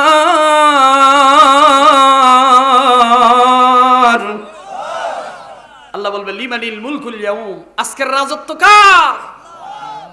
লিল্লাহিল ওয়াহিদিল কাহ্হার। আল্লাহ বলবে আজকের রাজত্ব একমাত্র আমি আল্লাহর। সুবহানাল্লাহ বলেন। আল্লাহ ডাক দিবে, আইনাল জাব্বারুন আইনাল মুতাকাব্বিরুন আইনাল জাবাল আইনাল শাজার। হে দুনিয়ার অহংকারী রাজারা, হে দুনিয়ার জালেম বাদশারা, হে দুনিয়ার মানুষের উপরে জুলুম করেন ওয়ালা নেতারা, আজকে আসো, আমি আল্লাহর সামনে দাঁড়ায় যাও, তোমাদের আজকে বিচার হবে। কোথায় পাহাড়, কোথায় পর্বত, কোথায় গাছ, সবগুলো সব নিশ্চিহ্ন হয়ে যাবে। একটা মানুষও আল্লাহর আদালতের সামনে দাঁড়াইতে সাহস পাবে। আল্লাহ ওই দিন কিয়ামতের ময়দানে কাহারিয়াতের রূপ ধারণ করবে। একটা ব্যক্তিরও কথা বলার সাহস থাকবে না। নবী রাসূলুল্লাহ পর্যন্ত ইয়া নাফসি বলতে থাকবে। আদম পয়গম্বরের কাছে হাদিস শরীফের ভিতরে আসছে, বুখারী শরীফ 2য় খণ্ডের ভিতরে কিতাবুল মাগাজি বাবু আল্লামা আদম আল আসমার ভিতরে বাবু তাফসীরের ভিতরে আসছে হাদিস, লম্বা হাদিস। শাফাআতে কুবরার বিষয়ে একটা ছোট্ট হাদিস আপনাদেরকে বলি। কিয়ামতের কঠিন ময়দানে মুমিন বান্দা যারা হবে, ঈমানদার বান্দা যারা হবে, এই ঈমানদার বান্দারা একত্রিত হয়ে যাবে। যখন কিয়ামতের ময়দানে আল্লাহর আযাবটা যখন ময়দানের উপরে আসতে থাকবে, আল্লাহ তাআলা ওই সময় মুমিন বান্দাগুলো একত্রিত হয়ে যাবে। ইসতামি আল মুমিনুনা, সমস্ত মুমিন বান্দাগুলো একত্রিত হয়ে নবী রাসূলদের কাছে ছুটতে থাকবে। আদমের কাছে আগে যাবে। আদম পয়গম্বরকে ডেকে বলবে, আপনি তো আমাদের আদি পিতা, আজকের এই রবের কাছ থেকে বিচারের আসনটা যেন তাড়াতাড়ি করে কায়েম করে দেয়। আমরা তো কিয়ামতের ময়দানে বড় পরিস্থিতি, কঠিন পরিস্থিতির ভিতরে আছি। আদম পয়গম্বরের কাছে যাওয়া হবে। আদম পয়গম্বর ডাক দিয়ে বলবে, না না, আমি আজকে রবের কাছে দাঁড়াইতে পারবো না, আমি আল্লাহ তাআলার আজকে আদালতের সামনে যাইতে পারবো না। তবে একটা নবীর নাম বলি, ওই নবীর কাছে যাও। আদম পয়গম্বর বলবে, নূহ আলাইহিস সালামের কাছে যাও। নূহ আলাইহিস সালাম বলবে, না না, আমি রব্বে কারীমের সামনে আজকে দাঁড়াইতে পারবো না, কারণ দুনিয়াতে আমি বদদুয়া করেছিলাম আমার উম্মতের জন্য। ওয়াকালা নূহু রাব্বি লা তাযার আলাল আরদি মিনাল কাফিরিনা দাইয়ারা। মুসা নূহ আলাইহিস সালাম ডেকে ডেকে বলবে, আমি আজকে রবের সামনে দাঁড়াইতে পারবো না। নূহ আলাইহিস সালাম বলবে, যাও ইব্রাহিমের কাছে যাও। ইব্রাহিম আলাইহিস সালাম দাঁড়াইতে পারবে না, মুসা আলাইহিস সালাম যাইতে পারবে না। সর্বশেষে ঈসা আলাইহিস সালামের কাছে আসবে। সমস্ত নবী রাসূল, সমস্ত মুমিন বান্দাগুলো ঈসা আলাইহিস সালামের কাছে এসে ডাক দেয়া বলবে, ও ঈসা পয়গম্বর, আপনি একটু রবের সামনে যায় বলেন না, রব যেন তাড়াতাড়ি করে কিয়ামতের আসন, বিচারের আসন যেন কায়েম করে দেয়।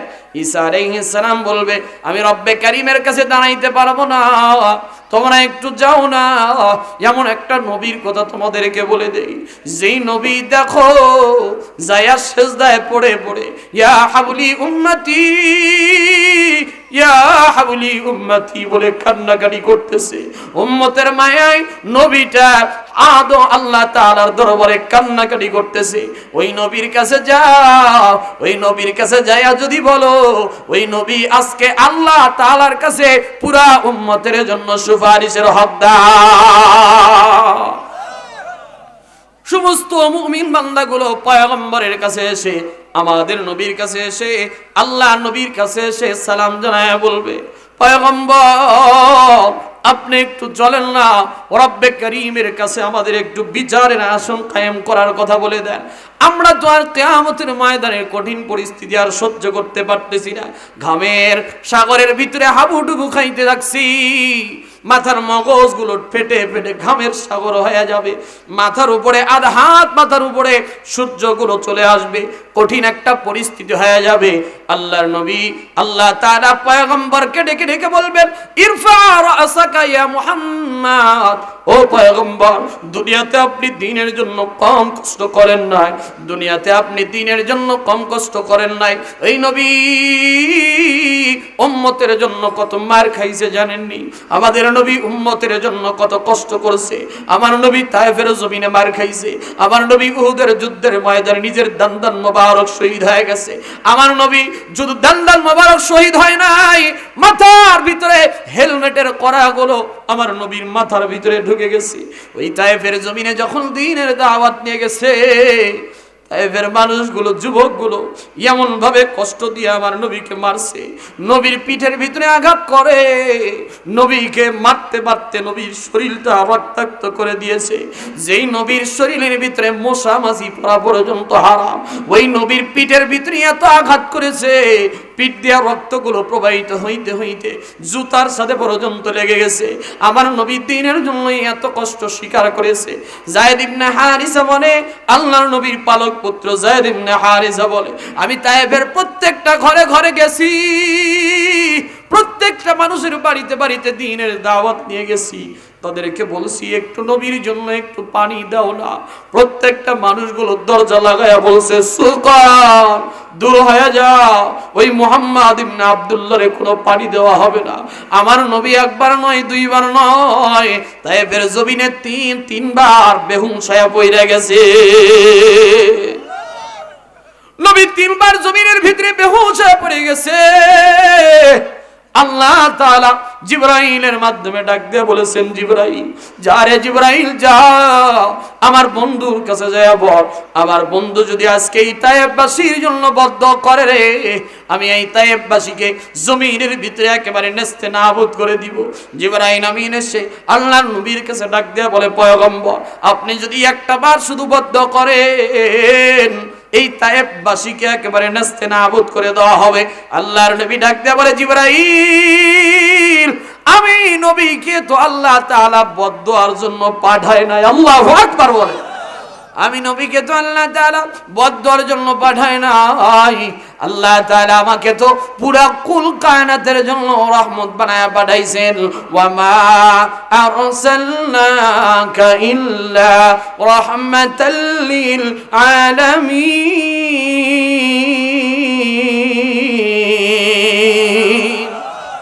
এই জন্য আমার নবী ছিল দয়ার নবী, উম্মতের জন্য নবী মাফ করে দিছে। এ মুসলমান, আমি এখন আর মাত্র 3টা আলোচনা আছে।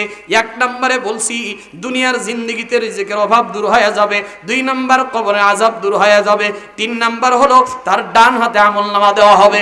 আর মাত্র আছে কয়টা? কথা কয় না, ওই 2টা শোনার দরকার আছে না নাই? কারা কারা শুনবেন একটু হাতটা তুলে দেখান তো, একটু লিল্লাহে তাকবীর। আল্লাহ আজকের মাহফিলকে কবুল করে নেন। এ মুসলমান শুনবেন তো, শোনার আগে আমি একটা আবদার আপনাদের কাছে জানাবো। এই যে আশালফা ভিটার যারা মসজিদ অত্যন্ত সুন্দর করে মসজিদটা নির্মাণ করেছে, মসজিদের অনেকগুলো কাজ এখনো বাকি আছে।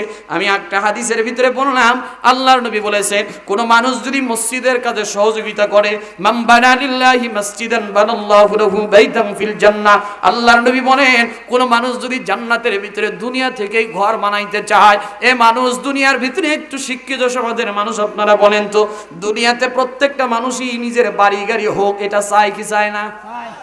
না, আপনার সালভার মানুষ মনে হয় চান না, আওয়াজ দেখে বোঝা যাচ্ছে আপনারা কিছুই চান না।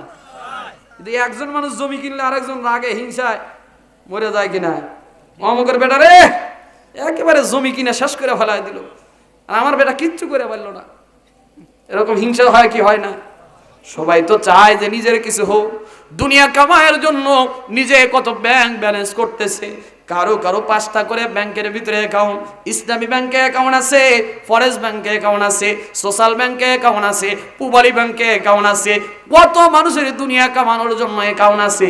কিন্তু আপনাকে যে কবরের জিন্দেগিতে যাওয়া লাগবে ওই কথাতে আমরা ভুলে গেছি, কথা কোন ঠিক কিনা? ওই কবরের জন্য অ্যাকাউন্ট কি করছেন? কয়টা অ্যাকাউন্ট আপনার নামে আছে? আসে একটু আজকে থেকে একটু কবরের জন্য একটা অ্যাকাউন্ট করার চেষ্টা করি, কিয়ামতের ময়দানে দেওয়ার জন্য একটা অ্যাকাউন্ট চেষ্টা করি। আল্লাহ নবী বলেছেন, কোন বান্দা যদি দুনিয়াতে মসজিদ মাদ্রাসার কাজে যদি সহযোগিতা করে, দ্বীনের কাজে যদি সহযোগিতা করে, তো আল্লাহ তাআলা জান্নাতের ভিতরে তার নামে একটা অ্যাকাউন্ট তৈরি করে দিবে। এ মুসলমান, দুনিয়া থেকে সবাইকে তো বিদায় নিয়ে চলে যেতে হবে। কেউ কিন্তু দুনিয়াতে থাকতে পারবেন না, আমিও থাকতে পারবো না, আপনারাও থাকতে পারবেন না। গতকালকের আগের দিনে আমি আমার নিজের চোখের সামনে মোটরসাইকেল অ্যাক্সিডেন্ট হয়ে, অনেকে হয়তো বা খবর জেনেছেন, রানীরহাট এলাকায় পাবনা সুজানগরের তরুণ আলেম বগুড়া জামিন মাদ্রাসায় যাইতেছিল। পাবনা সুজানগর এলাকায় যখনই রানীরহাট এলাকায় আসছে, ওই যে রানীরহাটের লাউতা আর গন্তা নামের এলাকা আছে, অনেকে চিনেন কি চিনেন না? লাউতা আর গন্তা এলাকার মাঝামাঝি এসে গাছের সাথে নিজের মোটরসাইকেলটা বেঁধে, মাথা ভিতর থেকে রক্তগুলো বের হয়ে গেছে, পুরো শরীরের ভিতরে আর কোনো আঘাত লাগে নাই।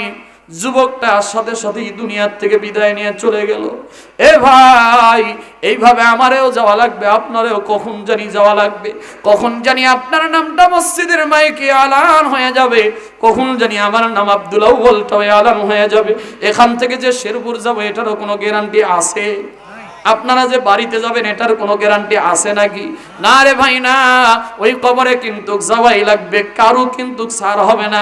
আপনার দাদা ছিল, তার দাদা ছিল, তার দাদা ছিল, সবাই চলে গেছে, আমারও যাওয়া লাগবে।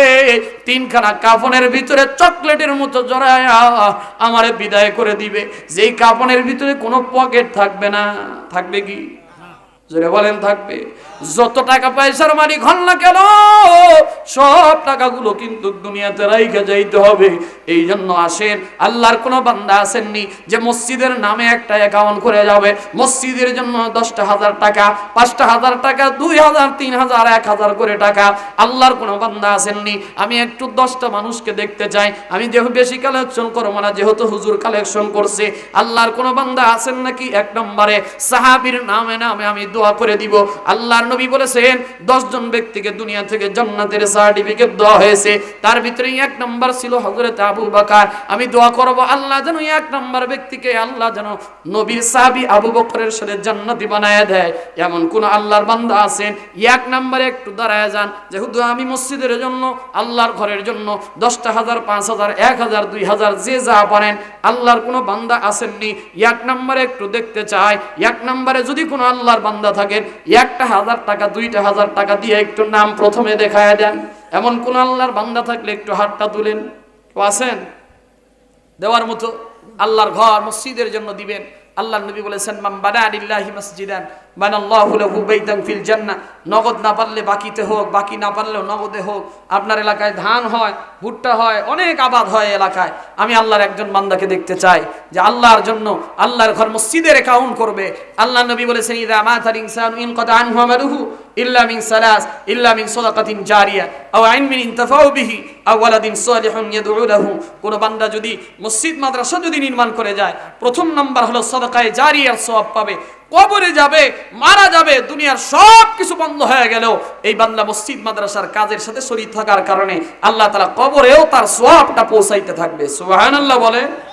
আল্লাহর কোন বান্দা? প্রথম আল্লাহর বান্দা একজন পাইছি, কি নাম? আক্কাস আলী ভাই। প্রথমে তো আল্লাহর ঘর মসজিদের জন্য 500 টাকা, জোরে বলেন মারহাবা। আওয়াজ হয় না ভাই? টাকা ফেরত দিয়ে দেন তো, এরা টাকা ফেরত দিয়ে দেন। আওয়াজও দিবি না, ওই টাকাও নেওয়ার দরকার নাই, আওয়াজ দিবেন। লিল্লাহ তাকবীর, লিল্লাহ তাকবীর। আল্লাহ আক্কাস আলী সাহেবের দানকে কবুল করে নেন, জানে মানে বরকত দান করেন, হায়াতের জিন্দেগি বানায় দেন। আয় আল্লাহ, বিবি বাচ্চা ফ্যামিলির ভিতরে আল্লাহ মিল মহব্বত তৈরি করে দেন। আল্লাহর ঘর কি নাম? কি নাম? নূর ইসলাম সাহেব। আমি মাত্র চাইছি 10 জন। নূর ইসলাম সাহেব 1000 টাকা বলেন মারহাবা। আরে একটু আওয়াজ দিয়ে বলেন মারহাবা। ও মহিলা মা বোন, আপনারা মনে করেন না যে আপনাকে বাদ দিছি। এই 2টা আমল কিন্তু এখনো বলি নাই। আর মহিলাদের জন্য 4 আমলের কথা তো হুজুর বলেই গেছে। তারপরে আমি মহিলাদের জন্য ছোট্ট একটা টিপস দিয়ে যাব, যে এই 4 গুণ যদি কোনো মহিলার ভিতরে থাকে, ওই 4 গুণওয়ালা মহিলা জান্নাতি হয়ে যাবে। এই জন্য যুবক, তোমরা যারা এখনো বিবাহ করে নাই, 4 গুণ দেখে দেখে বিবাহ করবে, তাহলে ঘরের ভিতরে শান্তি পাওয়ার আশা করা যায়। কয় গুণ? ওই 4 গুণ শুনবেন, ওটা ইনশাআল্লাহ বলবো যদি আল্লাহ তৌফিক দান করে। 2 নাম্বার কি? 3 নম্বরে মকবুল সাহেব 1000 টাকা বল মারহাবা। আল্লাহ মকবুল সাহেবের দানকে কবুল করে নেন, জানে মানে বরকত দান করেন, হায়াতের জিন্দেগি বাড়ায় দেন। দিয়া ধন বুঝে মন কেড়ে নিতে কতক্ষণ, নদীর কুল ভাঙ্গে ও কুল গড়ে, এই তো নদীর খেলা। সকাল বেলার ধনীরে তুই ফকির সন্ধ্যা বেলা। আমজাদ হোসেন সাহেব 4 নম্বরে পাইছি। আমজাদ হোসেন সাহেব 500 টাকা করলো দান। আল্লাহ আপনি হয়ে যান মেহেরবান, আল্লাহ আপনি তার দানকে কবুল করে নেন। আল্লাহ টাকার ভিতরে লেখা, আল্লাহ আপনি জান্নাতে দিয়ে দিয়েন আমাদের সাথে দেখা। আয় আল্লাহ, যে যে নিয়তে দান করতেছে, আল্লাহ সবার দানকে কবুল করে নেন। আয় আল্লাহ, মসজিদের দানগুলোকে যে নিয়তেই করুক না কেন, আল্লাহ আপনি কবুল আর মঞ্জুর করে নেন, বলেন আমিন। একদিন তোমারই নাম মসজিদ হবে এলান, একদিন তোমারই নাম মসজিদ হবে এলান। তৈরি থেকো, তৈরি রেখো কবরের মান সামান, একদিন তোমারই নাম মসজিদ হবে এলান। এই যে গজলটা লেখছে যিনি, আব্দুল কাদের হাওলা সাহেব, গতকালকের আগের দিনেও কোনো না কোনো মানুষ আমাদের মৃত্যুর খবর আসতেছে। আপনার নামটাও হয়তোবা ঘুম থেকে ওঠার সাথে কোনোদিন মসজিদের মাইক থেকে ভেসে আসতে পারে, যে অমক গ্রামের, সালফা গ্রামের অমকের সন্তান অমক দুনিয়াতে নাই। বলবেন হাই রে, কি হয়েছিল তা? বলবে অনেকদিন হলো অসুস্থ। কে বলছে না রাত্রে ঘুমাইতে গেছে, স্ট্রোক করে দুনিয়ার থেকে বিদায় হয়ে গেছে। এরকম হইতে পারে কি পারে না? হাসপাতালেও যাওয়া লাগে না, অসুস্থ হয়ে বিছানায় পড়েও থাকা লাগে না। আল্লাহ যখন যার মৃত্যুটা আসবে, যখন যাকে নিয়ে যাবে, কোনো বাহানা লাগবে না, আল্লাহ তাআলা তারে নিয়ে যাইতে পারে। এই জন্য আসেন মসজিদের জন্য দিয়ে একটু শরীক হয়ে যান। হাফিজুল ভাই 1000 টাকা, আল্লাহ তার দানকে কবুল করে নেন। 500 টাকা নগদ, আর 500 টাকা বাকি, আল্লাহ কবুল করে নেন। আলামিন ভাই 1000 টাকা। এই যুবক, তাবারক কিন্তু আছে ওই গেটের সাথে, এখন দাঁড়াও। এই যারা বোনাস পার্টি আসবি, ওখানে তাবারক দেওয়া হবে না। ওয়াজ শুনে না, এই বোনাস পার্টিকে এখন তাবারক দেওয়ার জন্য হয় না। কি করেন আপনারা? ওয়াজ শুনবি না, খালি বোনাস পার্টি তাবারক নিয়ে যাবে। এই জন্য ওয়াজ শেষ হওয়ার আগে আগে যারা আসবি তাকে কাম হবে। আর মোনাজাতের সময় যদি তাবারক দেওয়ার সময় কেউ আসে, ওখানে তাবারক দিবেন না। আনসার আলী সাহেব 500 টাকা নগদ, আল্লাহ 500 আনসার আলী সাহেব 500 টাকা, আল্লাহ তার দানকে কবুল করে নেন। আর কি? শাহিন ভাই 500 টাকা, আল্লাহ তার দানকে কবুল করে নেন, জানে মনে বরকত দান করেন, হায়াতের জিন্দেগি বাড়ায় দেন। আল্লাহ যে নিয়ত দান করতেছে সেই নিয়তটাকে পূরণ করে দেন। অনেকের মা দুনিয়ার থেকে বিদায় হয়ে গেছে, অনেকের বাবা দুনিয়ার থেকে বিদায় হয়ে গেছে। ওই মা বাবার নামে একটু সন্তান হিসেবে একটু মা বাবার নামে অ্যাকাউন্ট করেন। মা বাবার নামে 500 টাকা পারেন তো 1000 টাকা একটু দিয়ে শরীক হয়ে যান। ওই মা বাবা বেঁচে থাকলে তো ওষুধ কিনে দেওয়াই লাগতো, কাপড় কিনে মা বাবাকে দেওয়া লাগতো। কত সন্তান ডাক দিয়ে বলে, হুজুর মারে তো আর ডাকতে পারি না মা বলে, বাবারে আর বাবা বলে ডাকতে পারি না। কত মানুষের বাবা দুনিয়ার থেকে বিদায় হয়ে গেছে, কত মানুষের নিজের সন্তানকে নিজে কবরে নামাইছি। এই জন্য আসেন ভাই, মা বাবার নামে একটু দিয়া শরীক হয়ে যায়। সকিউদ্দিন 500 টাকা, আল্লাহ তার দানকে কবুল করে নেন। আনসার আলী আনসারউদ্দিন 500 টাকা, আল্লাহ তার দানকে কবুল করে নেন। আল্লাহ জানে মানে বরকত দান করেন, আল্লাহ হায়াতের জিন্দেগি বাড়ায় দেন। আল্লাহ জানে মানে বরকত দান করেন। দিয়া ধন বুঝে মন কেড়ে নিতে কতক্ষণ, নদীর কুল ভাঙে ও কুল গড়ে, এই তো নদীর খেলা। সকাল বেলার ধনী রে তুই ফকির সন্ধ্যা বেলা। কত মানুষ কোটিপতি ছিল এই 5 তারিখের আগে, কত মানুষ অনেক কোটিপতি ছিল। হায় হায় রে, 5 তারিখের পরের দিনে সবাই এখন খালি শ্বশুর বাড়ি যায় শুয়ে আছে। আমি কিন্তু খারাপ কথা কই না, আবার হাসেন না আপনারা। শ্বশুর বাড়ি গেছে না অনেকে, তো শ্বশুর বাড়ি গেলে সমস্যা কি? অনেকে খুঁজেই পাওয়া যাচ্ছে না। এই জন্য সকালবেলার ধনী আল্লাহ কাউকে বানাইতে পারে, আবার কাউকে আল্লাহ ফকিরও বানাইতে পারে। কত নিজের মা বাবা দুনিয়ার থেকে বিদায় হয়ে গেল, এই মা বাবার নামে একটু দিয়া শরীক হই। আমাকেও যাওয়া লাগবে, আপনারও যাওয়া লাগবে। আপনার দাদা চলে গেছে, আপনার বাবা চলে গেছে, আপনাকেও কোনো চলে যাওয়া লাগবে।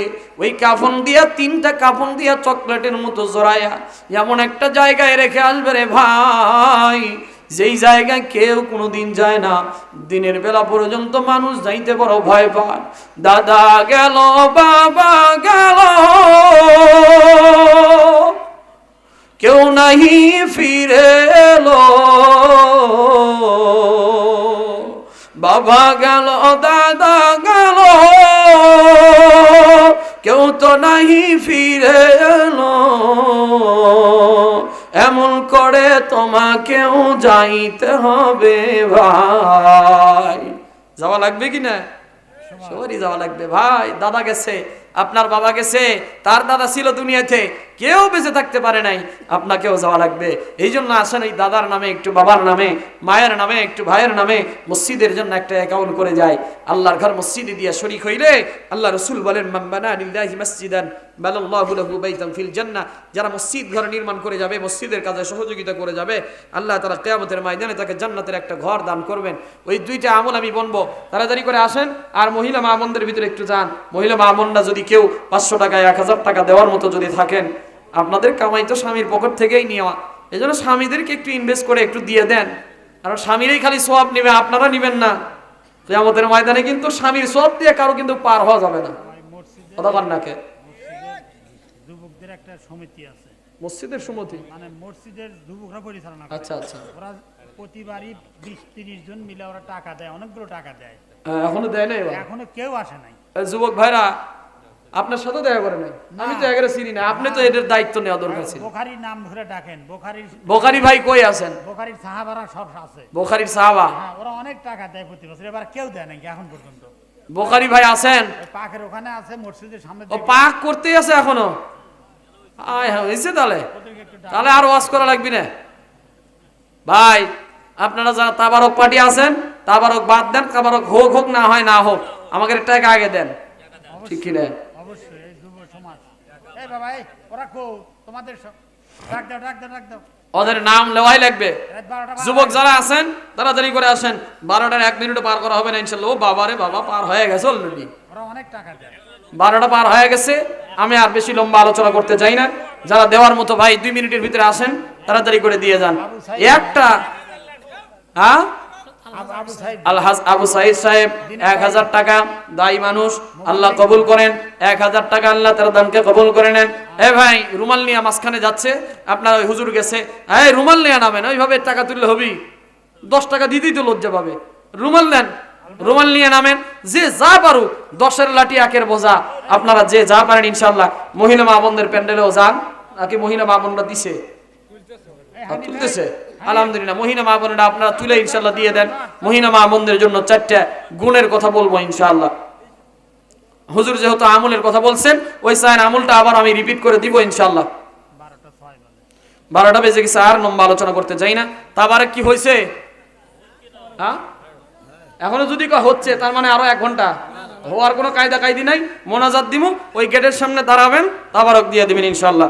যারা তাবারকের ভলান্টিয়ার ভাইরা আছেন, তাড়াতাড়ি করে চলে আসেন, তাবারকটা নিয়ে এখনই মোনাজাত হবে ইনশাআল্লাহ। ওই 2 আমল কি এবছর শুনবেন? না না, এবছর শোনার দরকার নাই। ওই আগামী 30 তারিখ, না কয় তারিখ? 30 তারিখ। আগামী 30 তারিখ এই যে আমাদের আব্দুল্লাহ ভাইয়ের মাদ্রাসা, কি মাদ্রাসা? মহিলা মাদ্রাসা, ওখানে ইনশাআল্লাহ আসবো। ওই 2 আমল ওইটার জন্য বরাদ্দ থাক, নাকি কন? হ্যাঁ, আজকে নগদ 2 টাকা নগদ বেশি হয় নাই, খালি বাকি বেশি, এই জন্য ওয়াজ কিছু বাকি থাক। হ্যাঁ, ওয়াজ কিছু বাকি থাক। আপনারা টাকা যদি বাকি দিবার পারেন, আমার ওয়াজ কি বাকি রাখা যাবে না কিছু? পরে এক জায়গায় 2 নীতি করেন কে? এটা কি বৈষম্যের জন্য এই দেশ স্বাধীন করলাম? এই বৈষম্য দূর করার জন্য দেশ স্বাধীন করলাম, তারপরে যদি ওই বৈষম্য রাখেন তাহলে কি হবে? টাকাও দিচ্ছেন বাকি, ওয়াজও কিছু বাকি থাক, ওই ওয়াজটা আপনাকে গ্রামই করবো, অন্য জায়গা করবো না। তো কথা দিলাম তো। হ্যাঁ, আল্লাহ কবুল করেন, বলেন আমিন। আল্লাহ তাআলা এই আগ্রহ বোধটাকেও কবুল করেন, বলেন আমিন। ভাই 3 নম্বর আমল বলছি, আর 2টা আমলের কথা ইনশাআল্লাহ বলে যাই। 3 নম্বর আমলের কথা বলছি না, 4 নম্বর আমল হলো ওয়ায়ামুরু আলাস সিরাত। ভাই একটু শুনেন, 4 নম্বর আমল হলো ওয়ায়ামুরু আলাস সিরাত। যে বান্দাগুলো নামাজের হেফাজত করবে, কিসের হেফাজত? নামাজের হেফাজত করবে। আল্লাহর নবী নিজে বলেছেন 4 নম্বর পুরস্কার হলো ওয়ায়ামুরু আলাস সিরাতিকাল বারকি। আল্লাহ তাআলা তাকে ফুল সিরাতটাকে বিজলির মতো পার করায় দিবেন। নামাজ পড়ার দরকার আছে না নাই? 5 নম্বর পুরস্কার সর্বশেষ। কয় নাম্বার? একটা যুবকের থেকে আমি এই 5টা মুখস্থ নিই। একটা যুবক রেডি হও, 5টা বলছি যেটা। 5 নাম্বার হলো ওয়ায়াদখুলুল জান্নাতা বিগাইরি হিসাব। ওয়ায়াদখুলুল জান্নাতা বিগাইরি হিসাব। কোন বান্দা যদি নামাজের হেফাজত করতে পারে, আল্লাহ তাআলা তাকে 5 নাম্বার পুরস্কার দিবে, বিনা হিসাবে জান্নাত। সুবহানাল্লাহ। বিনা হিসাবে কি দিবে? আল্লাহর কোন বান্দা আছেন যে এই 5টা আলেম মানুষ বাদ দিয়া যুবকদের ভিতরে যারা এই জেনারেল লাইনে পড়াশোনা করে, এই 5টা পুরস্কারের কথা একবারে মুখস্থ খবর পারবেন? কেউ আছেন? এই যুবক ভাই দেখি, দাঁড়ান, হাত তুলছে এক যুবক। এই ক্যামেরা, এই যুবক ভাই আপনার সামনে আসেন। যুবক ভাই আজকে পুরস্কার দেওয়া হবে ইনশাআল্লাহ। 5টা পুরস্কার, 5টা পুরস্কারের কথা বলা লাগবে ইনশাআল্লাহ। তাড়াতাড়ি করে আসেন। আর কেউ আছেন বলার মতো? দেখি হাত তোলেন তো দেখি, এই 5টা পুরস্কারের কথা বলতে পারবেন? আর কেউ নাই? আমার যুবক ভাইয়ের থেকে শুনবো, যদি পারে পুরস্কার দিব ইনশাআল্লাহ কিছু। আসেন, স্টেজে আসেন। 5টা পুরস্কারের কথা বলছি। নামাজ পড়লে আল্লাহ তাআলা তাকে 5টা পুরস্কার দিবেন। এই 5টা পুরস্কারের কথা বলেন। 1 নাম্বার বলেন। 1 নাম্বার রিজিকের অভাব। মারহাবা বলেন। রিজিকের অভাব আল্লাহ দূর করে দিবেন। 2 নাম্বার কবরের আযাব দূর করে দিবেন। মারহাবা বলেন। 3 নাম্বার আমলনামা ডান হাতে দিবেন। সুবহানাল্লাহ বলেন। 4 নাম্বার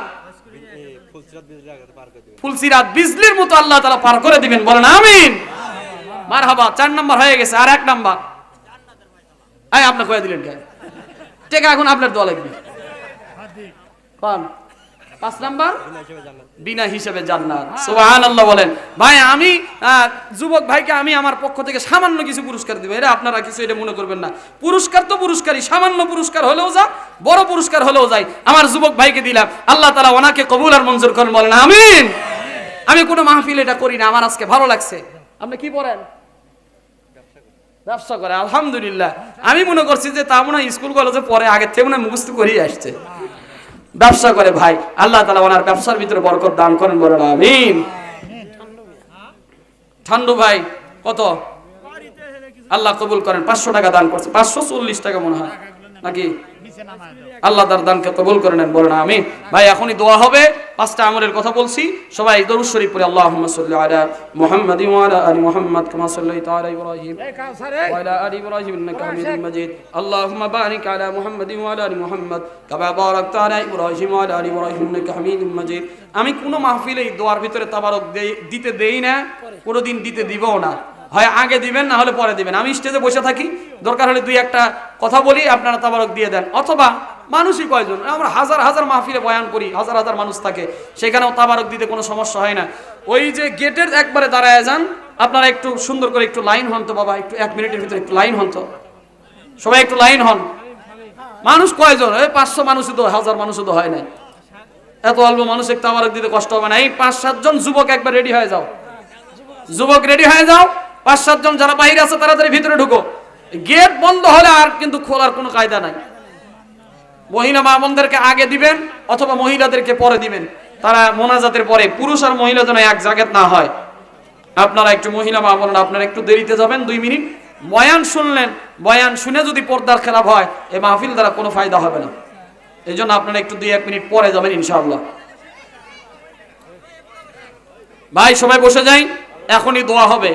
সবাই নিজের মা বাবার জন্য দোয়া করব, নিজের আত্মীয় স্বজনের জন্য দোয়া করব, যারা কবরের বাসিন্দা হয়ে গেছে সবাই সবার জন্য দোয়া করি। আগামী 30 তারিখ আমাদের শালফা কি মাদ্রাসা? তালিমউদ্দিন মহিলা মাদ্রাসা, শালফা বাজারের সাথেই তালিমউদ্দিন মহিলা মাদ্রাসায় আমি ইনশাআল্লাহ বয়ান করব। আপনারা যাবেন তো নাকি আজকের বয়ানে খুব রাগ করছেন? হুজুর কোনো গল্পই করলো না, কিচ্ছা কাহিনী করলো না, রাগ করছেন? কোরআন হাদিসের কথাই হবে, এতে জান জান না জান না জান। এজন্য আগেই কয়ে দিলাম, ইনশাআল্লাহ আগে তাড়াতাড়ি যাবেন, 10টার আগে আগে আমি ইনশাআল্লাহ বয়ান শেষ করে দিব। আল্লাহ তাআলা ওই মাহফিলকে কবুল করেন, আজকের মাহফিলও কবুল করেন। যেই যুবক ভাইয়েরা, বিশেষ করে আমার শেরপুরের মোবাইলের যেই দোকানদার ভাই, কই বোখারি ভাই, কই বোখারি ভাই, অনেক মেহনত করেছেন, বারবার আমার সাথে যোগাযোগ করেছেন। আমার কেন্দ্রীয় মসজিদের, শাহী মসজিদের অনেক মুসল্লি এই মহল্লায় থাকেন, অনেকেই শেরপুরে চাকরিজীবী, অনেকে ব্যবসা করেন। ভাই আমার জন্য দোয়া করি, ভাইয়ের জন্য দোয়া করি। আমার এখানে হুজুর আপনি দোয়া করে দেন, তাহলে একটু অপেক্ষা করেন। ওই যে তাবারক দেওয়া লাগবে আগে। আপনি বলতেছেন এনারাই ওই মহিলা মাদ্রাসার সাথে সম্পৃক্ত। আচ্ছা আচ্ছা, এই বাবাদিরে মানে একই মহল্লারই। জি, এনারা তো যাবেই, আরো লোক যাবে ইনশাআল্লাহ। এনাদের জন্য আপনারাও যাবেন, সাথে আরো লোক নিয়ে যাবেন ইনশাআল্লাহ। মহিলা মাদ্রাসা এই যুবকরা সবাই বসে যান, তাবারক পরে দিবেন, নামাজের মোনাজাতের পরে। আমি মোনাজাত করে দিতেছি তাড়াতাড়ি, আমরা মোনাজাতের পরে ইনশাআল্লাহ তাবারক দিবেন। সবাই আল্লাহর কাছে মনোযোগ হয়ে ইস্তিগফার বলি, আস্তাগফিরুল্লাহ রাব্বি মিন কুল্লি যামবি ওয়া আতুবু ইলাইহি, লা হাওলা ওয়া লা কুওয়াতা ইল্লা বিল্লাহিল আলিয়্যিল আযীম। আলহামদুলিল্লাহি রাব্বিল আলামিন, والصلاة والسلام على سيد الأنبياء والمرسلين وعلى آله وصحبه أجمعين. ربنا آتنا في الدنيا حسنة وفي الآخرة حسنة وقنا عذاب النار. ربنا فاغفر لنا ذنوبنا وكفر عنا سيئاتنا وتوفنا مع الأبرار. ফেলিয়ে না দিও আল্লাহ, ফেলিয়ে না দিও। গুনাহ যত করেছি মোরা, ক্ষমা তুমি করিও।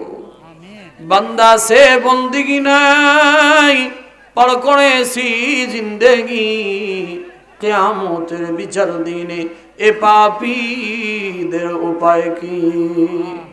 মাফ করে দাও আল্লাহ, মাফ করে দাও। গুনাহ যত করেছি মোরা, ক্ষমা তুমি দাও। রব্বুল আলামিন, তোমার কুদরতি নজরে তাকায় দেখো, রাত্রি 12:30টার কাছাকাছি বেজে গেছে। গভীর রজনীতে হাইকোর্টের দরজাগুলো বন্ধ হয়ে গেছে, সুপ্রিম কোর্টের দরজা বন্ধ। আয় রব্বুল আলামিন, কোনো বিচারক দুনিয়ার বিচার কাজের ভিতরে নাই। কোনো মানুষ বিচার চাইলেও বিচারটা সঠিকভাবে পাবে না। আয় রব্বুল আলামিন, এই গভীর রজনীতে আমরা ফকিরের মতো, ভিক্ষুকের মতো তোমার শাহী দরবারে দুইখানা হাত উত্তোলন করেছি রে আল্লাহ। রব্বুল আলামিন, দয়া করে, মায়া করে আপনি আমাদের মোনাজাতকে কবুল আর মঞ্জুর করিয়া নেন।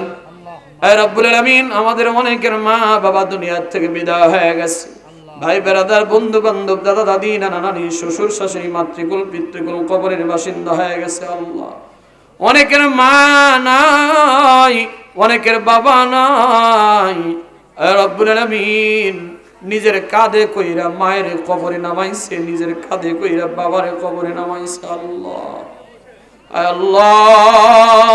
আল্লাহ, ওই মা বাবার কবরটাকে জান্নাতের বাগান বানায় দেন। আল্লাহ, যারা মাহফিলের জন্য টাকা দিল, পয়সা দিল, মেধা দিল, বুদ্ধি দিল, শ্রম দিয়ে যারা সহযোগিতা করেছে, আয় রব্বুল আলামিন, এই মাহফিলটাকে কবুল করে নেন। মসজিদকে আপনি কবুল করে নেন, মসজিদ আবাদ করার তৌফিক দান করে দেন আল্লাহ। নামাজ নিয়ে আলোচনা করেছি, আয় আল্লাহ আমাদের সবাইকে নামাজি হওয়ার তৌফিক দান করে দেন। আয় আল্লাহ, আমার পর্দার অন্তরালের মায়েদেরকে 5 ওয়াক্ত নামাজি বানায় দেন।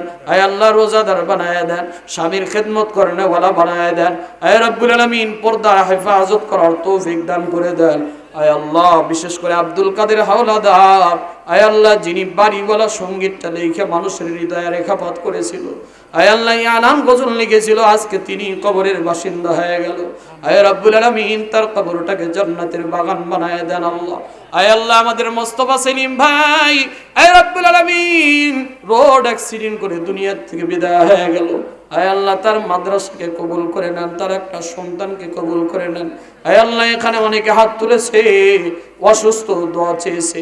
আয় আল্লাহ বিশেষ করে মরহুম আল্লামা জুনায়েদ বাবু নওরীর বিশিষ্ট খাদেম আয় আল্লাহ আমাদের এনামুল ফারুকি ভাই, এনামুল হাসান ফারুকি ভাই ক্যান্সারে আক্রান্ত হয়ে ইন্ডিয়ার ভিতরে চিকিৎসারত রয়েছে। আল্লাহ আয় রাব্বুল আলামিন মাজলুম এই কারাবন্দি আলেমকে আয় আল্লাহ আপনি সুস্থতার নিয়ামত দান করে দেন। আল্লাহ আয় আল্লাহ আমাদের ভিতরে যারাই অসুস্থ আল্লাহ আপনি সবাইকে সুস্থতার নিয়ামত দান করে দেন। আল্লাহ আয় রব্বুল আলামিন জানি না কোন দিন জানি দুনিয়ার থেকে বিদায় হয়ে যাব।